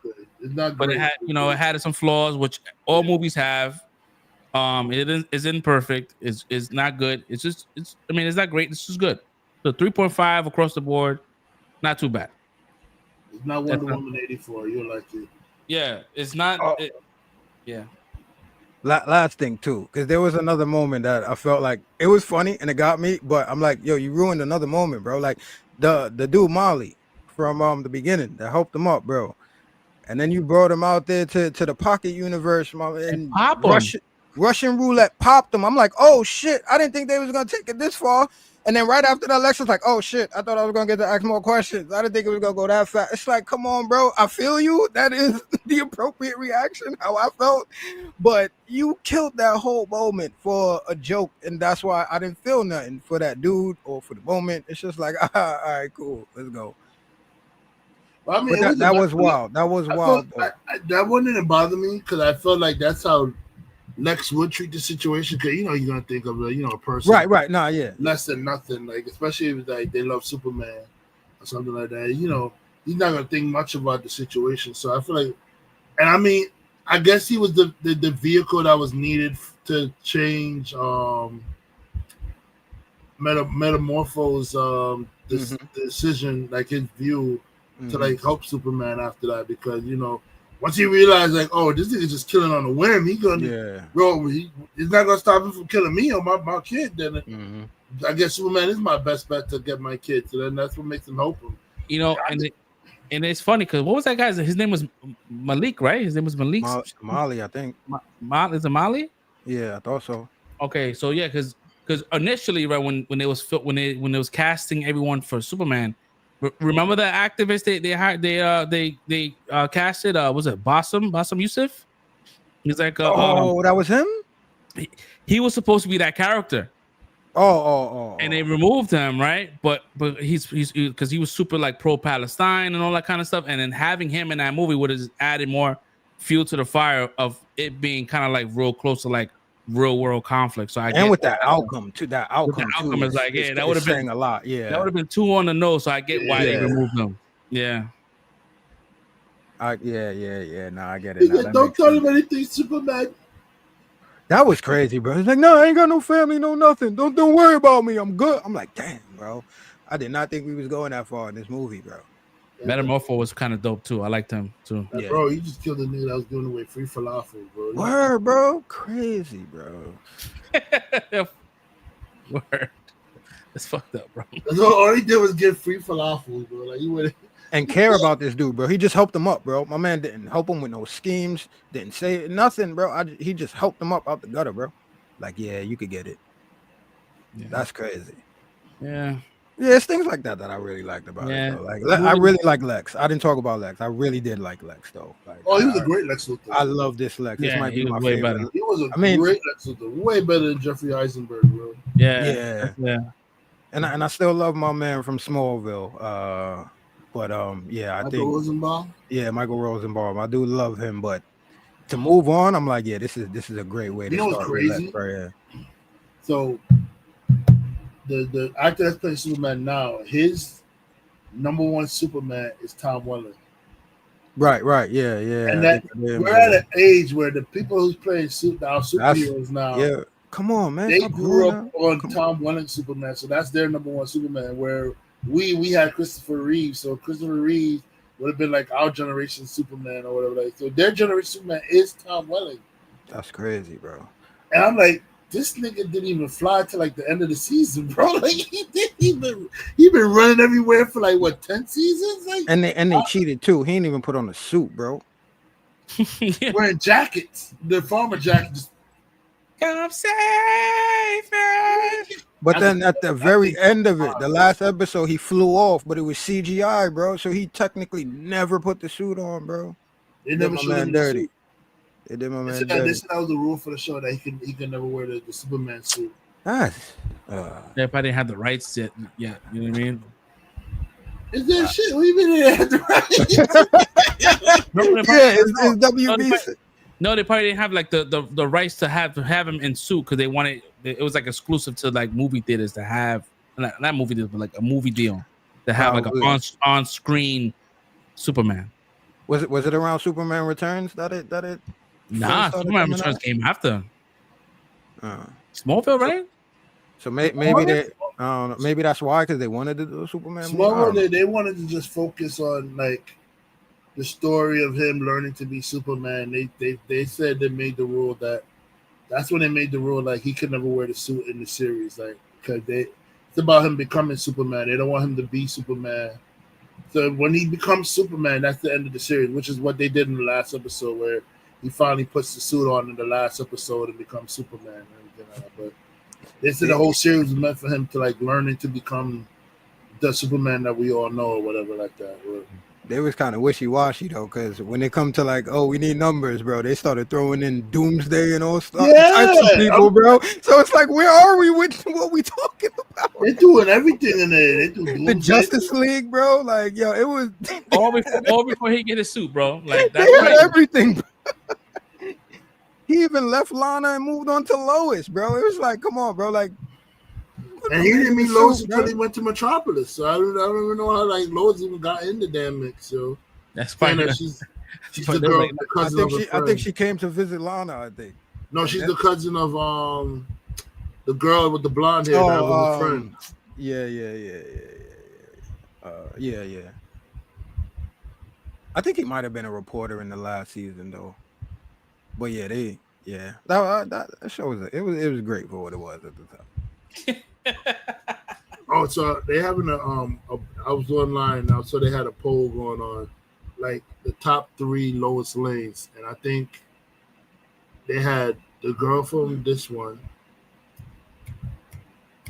Recency bias, Rachel Brosnahan. Rachel Brosnahan, thank you.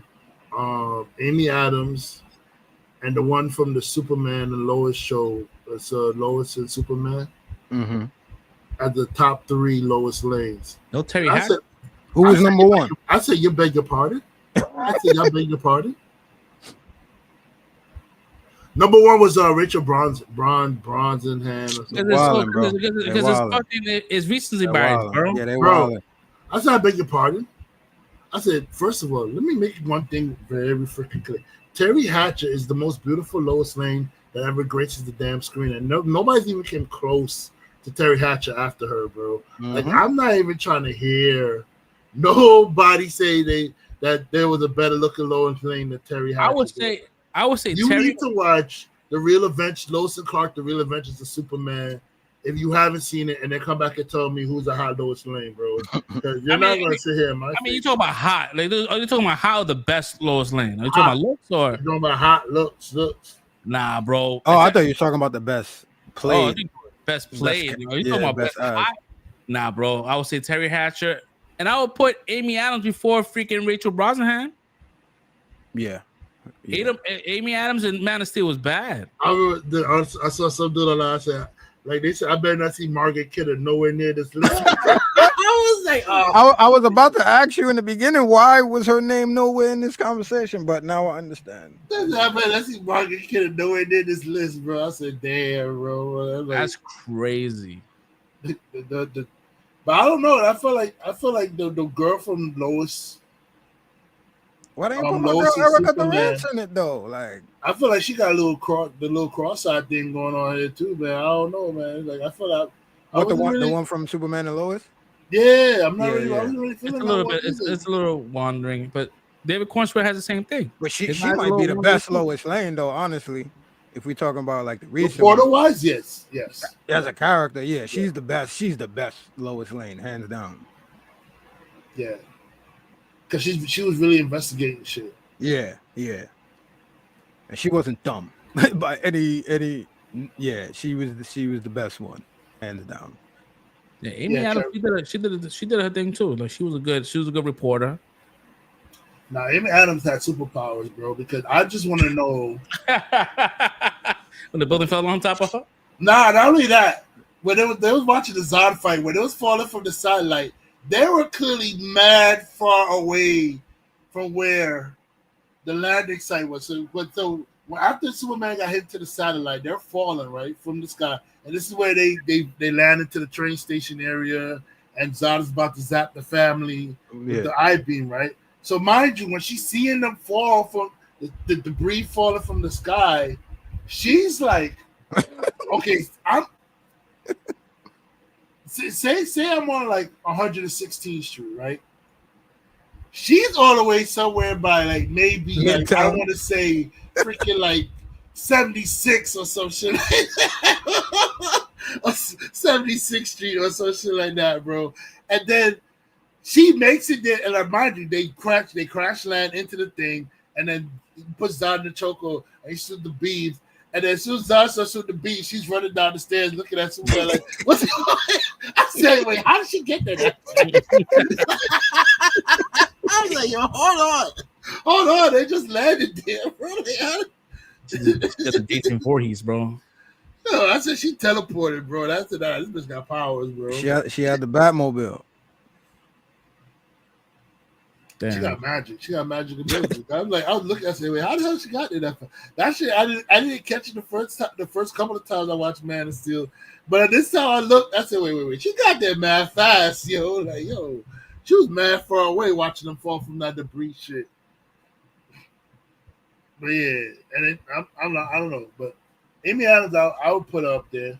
But did she really investigate anything though? Like, I mean, yeah. It wasn't in BVS. I know she was on that whole plot that Lex was on.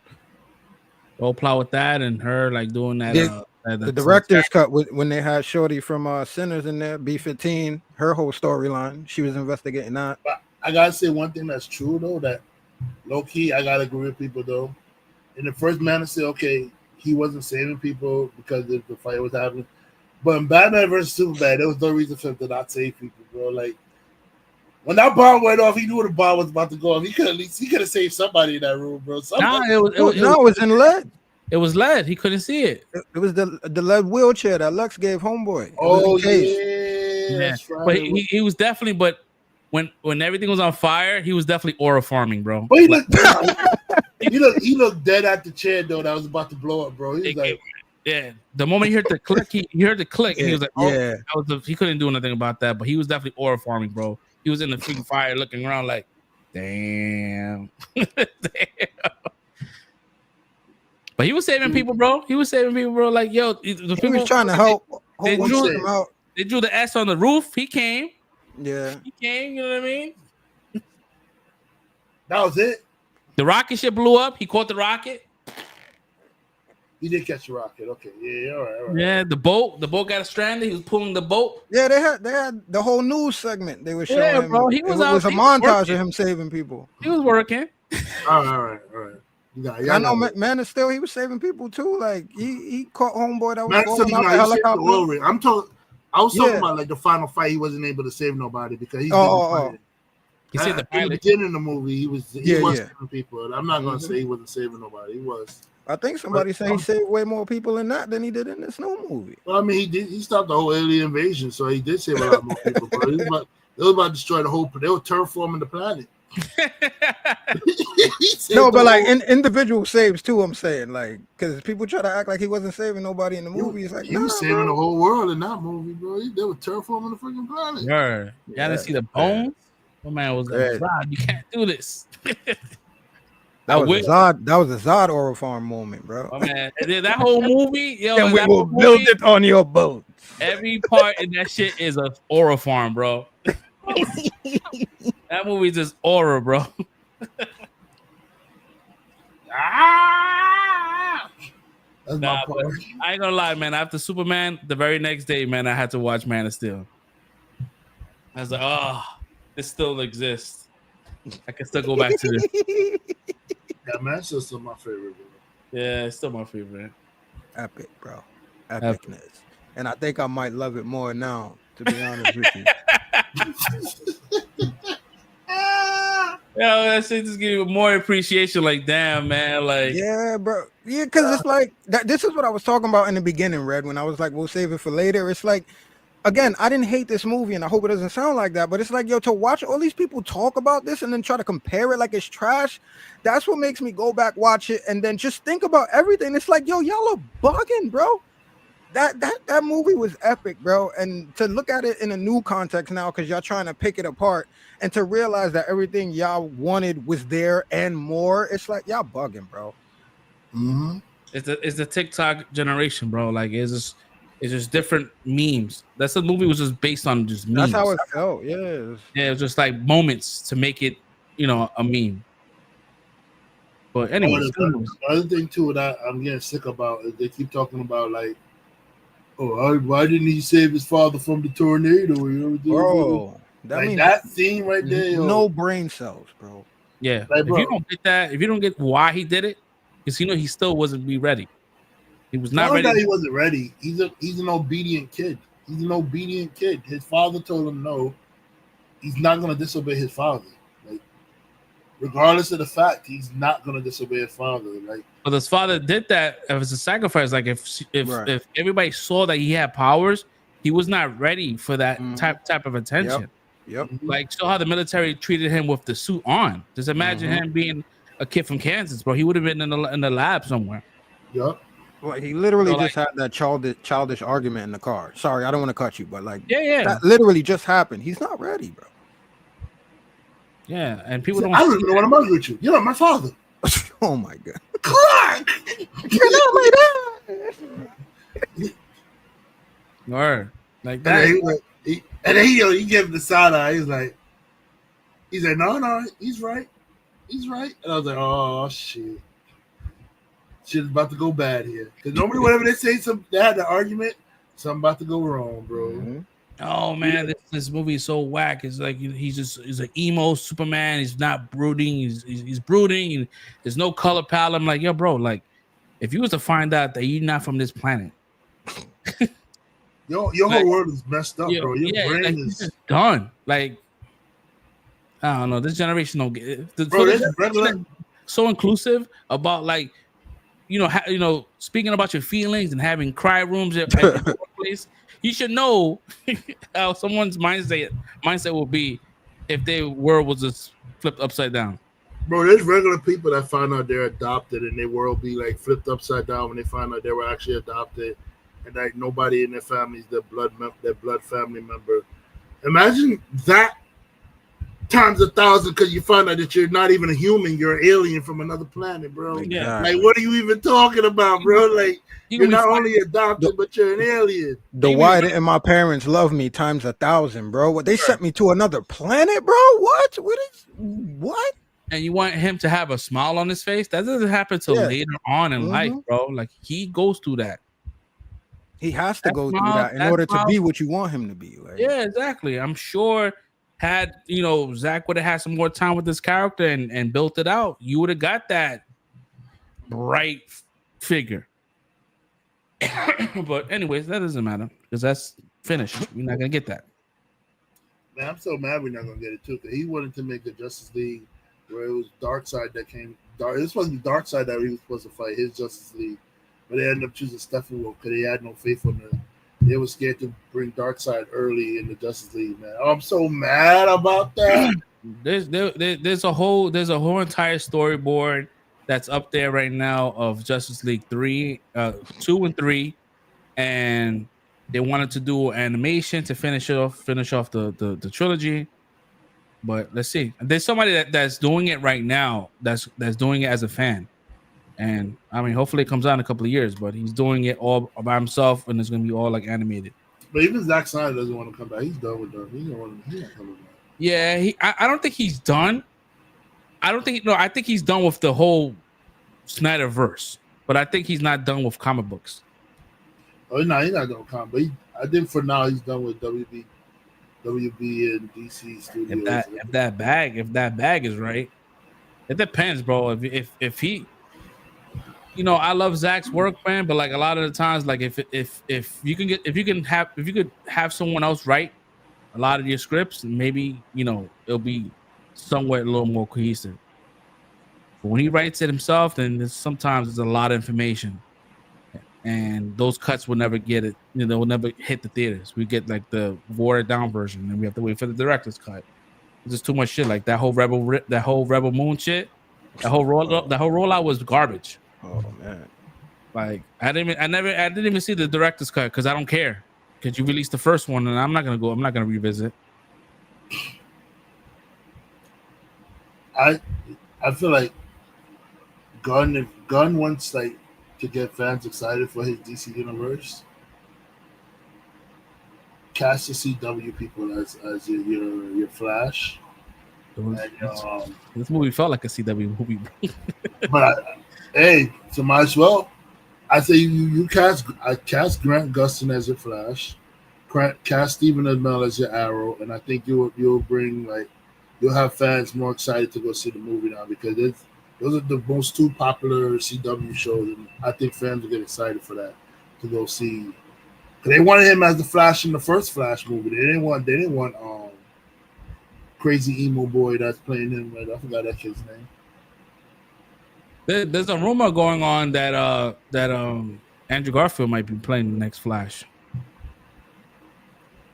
I'm not mad at Andrew. Andrew is a good kid. I mean, I wish we had him as Spider-Man, but better sandwich with us. Yeah, so I mean, I'm sure we're gonna this movie. This is just the first phase of his universe. Is the gods and monsters situation. I think once whatever movie, I don't know what's the last in the slate because that slate keeps changing. But yeah, I don't know what he's gonna do. I don't know what he's gonna do with Batman because I know that you got Matt Reeves turned in his script, so his script is done. James Gunn said in an interview today that he loved it, but that there's some things that needs to be worked out. So him saying that means it's not really done. that means he's sending notes, and if he's sending notes. It's too dark for my DC. Come on, man. Or like now, because now you don't want to have two Batmans in the same calendar year going against each other. Like you're gonna have to stagger it. Like you're gonna have your Brave and the Bold come out one year, and then the Matt Reeves one come out the following year because you don't want to confuse your audience. And I really hope that if if they do a Brave and the Bold, if that happens, I'm sorry, man. I just need James Gunn to stay away from Batman. Mm-hmm. I'm sorry. I'm so sorry. I'm not sure if you agree, but yeah, I just think that he needs to stay away from Batman.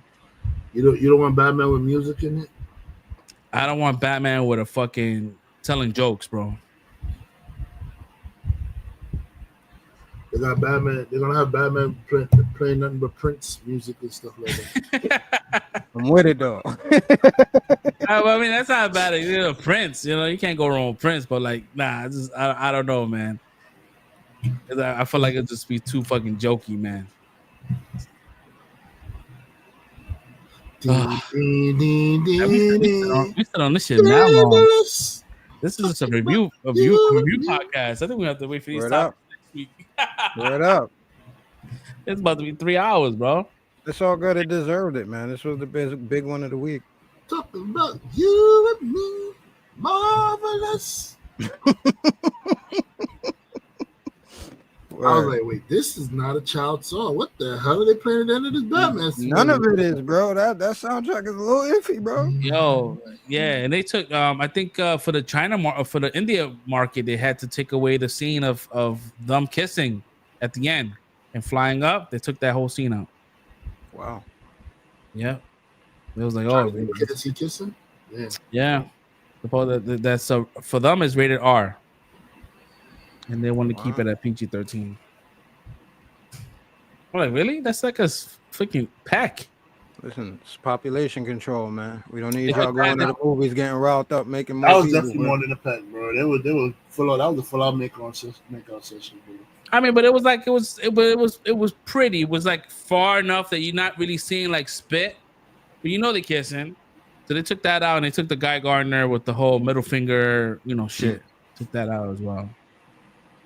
I would say I did like the Perry White choice too. I like Perry.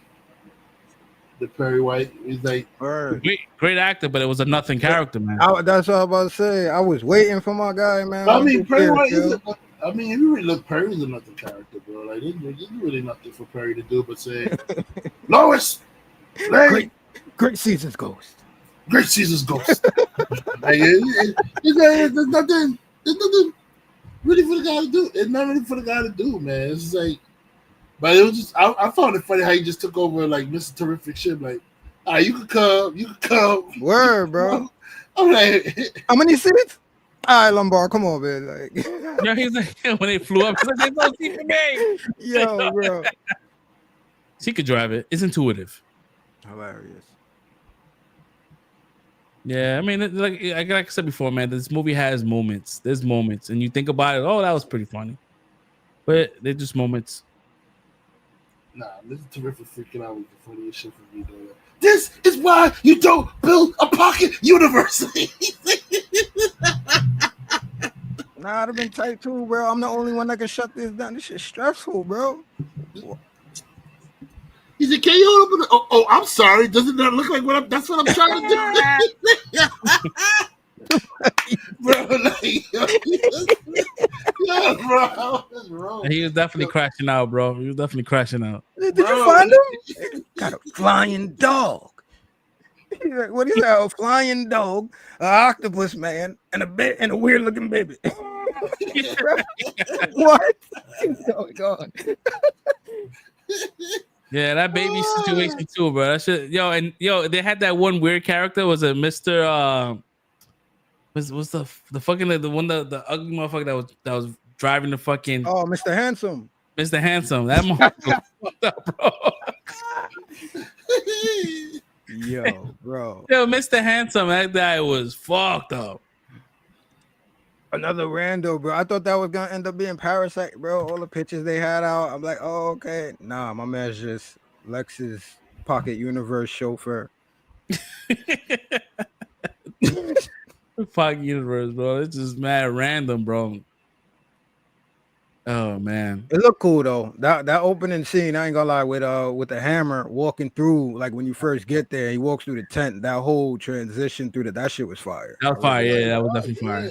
Yeah, the CGI was not bad in this movie. It was not bad for a movie that took a year to make. Only a year, it's not bad. Mm-hmm. Yeah, that shoot looked good. It looked good. Unless they was working on previs way before they started filming. That movie was good. I mean, CG was fine. Even like the flying. I mean, I'm not a fan of the flying. There was certain flying parts I was like, oh, it's kind of ugly, but it looked good. It didn't look like too cartoony.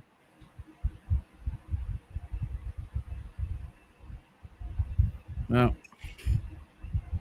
Shit. So, completely off topic, but tell me why during one of the trailers for the movie they wanted to go show me the Conjuring the third. Did I actually got the trailer while I was like, yo, bro, why are you doing this? I'm in no movie. None of these movies even like is nowhere near a horror genre for you to show the Conjuring. I was so mad. I was tight. They're still making them shit. I thought she died in the last movie. Nah, she did die in the last one. It's supposed to be their last case, the Ed Warren and the other woman. I could have sworn she died in that last movie. What, part 2? Nah, whatever. It came out straight on Max like a couple of years ago. She had died early on. The movie was just based on the husband. Maybe I'm not remembering correctly, but well, they said it was their last case together, so I'm guessing that's probably the case before she died then or whatever. It looks like from the trailer that scared me half to death. Looks like the whatever the entity is going after her or something like that. It's called The Conjuring. The Devil Made Me Do It.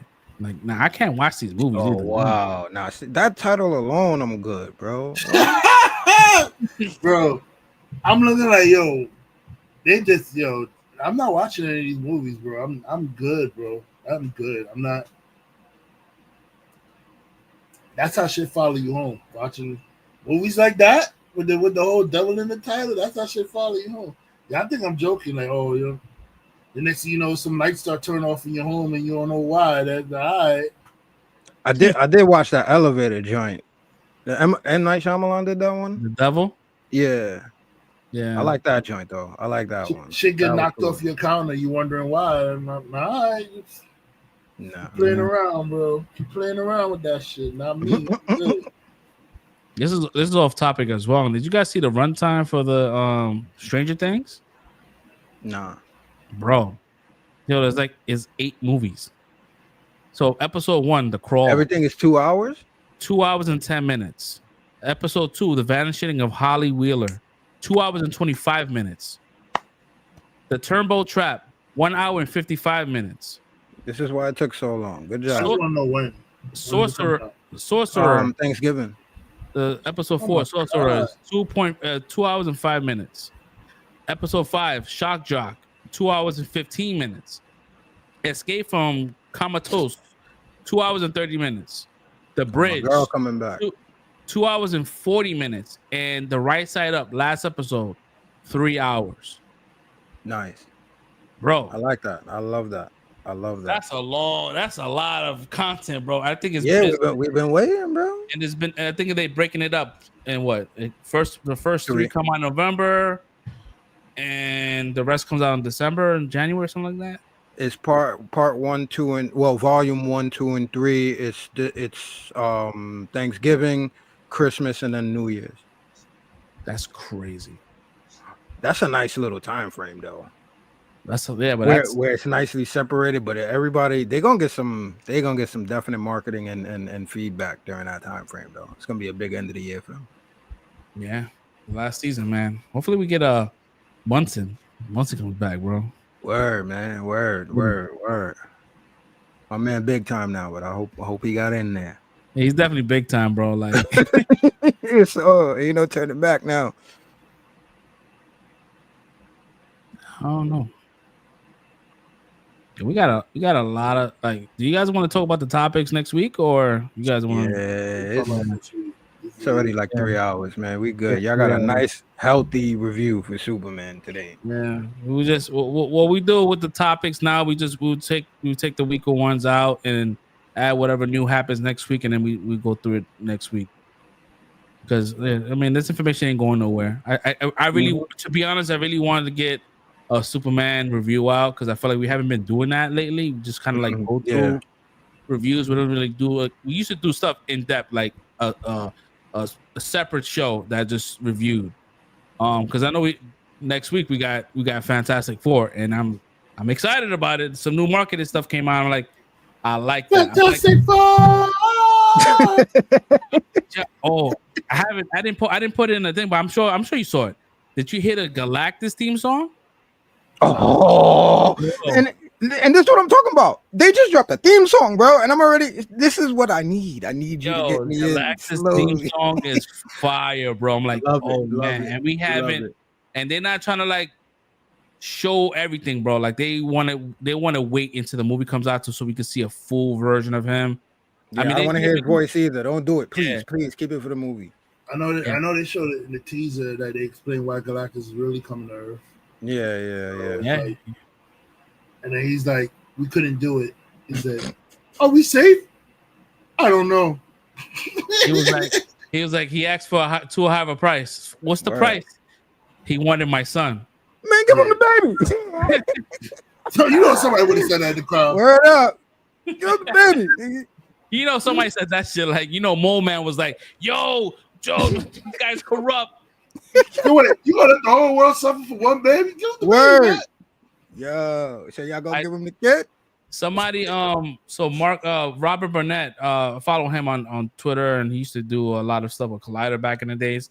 He, a whole bunch of his friends that he knows in the industry saw the movie last week, and they said that this movie is amazing. They said that this movie is in a time frame of 8 years, so it's in the span of 8 years in this movie. So we're gonna see we're gonna get a older Franklin Richards towards the end of the movie.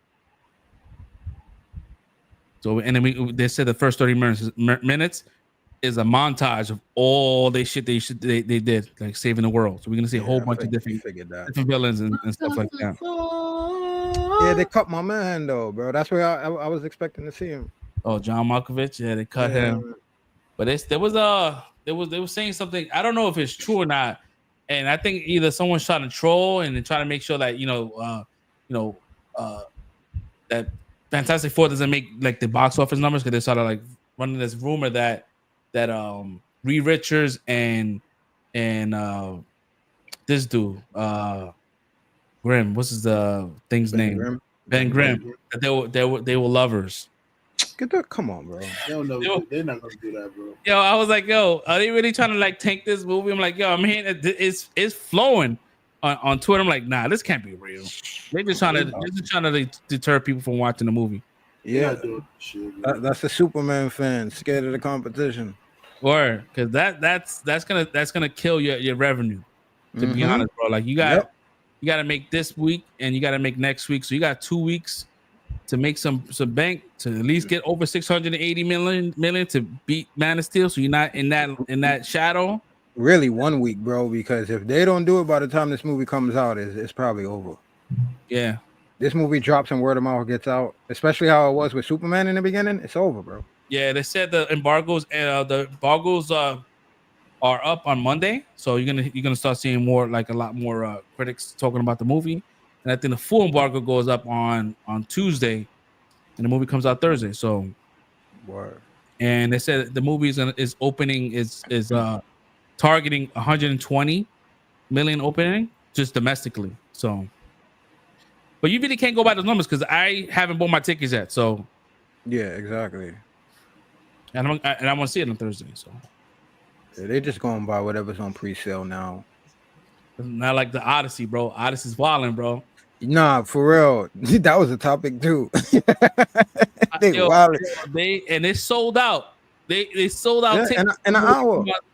Yeah, for a movie that's coming out next year, it's sold out. People already scalping it, bro.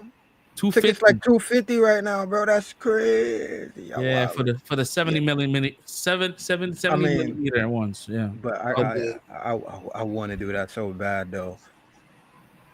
Yeah, I don't got no 70 millimeters around me, so only got definitely don't regular IMAX, laser, whatever they call it, regular.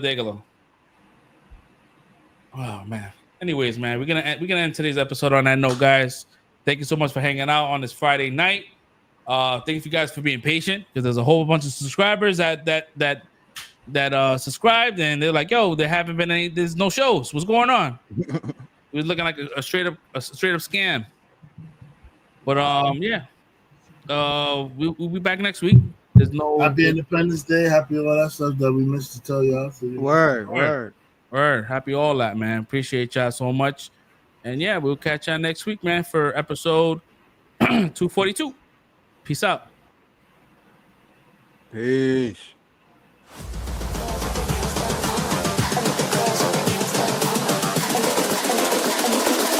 I think the girls with their nails done now.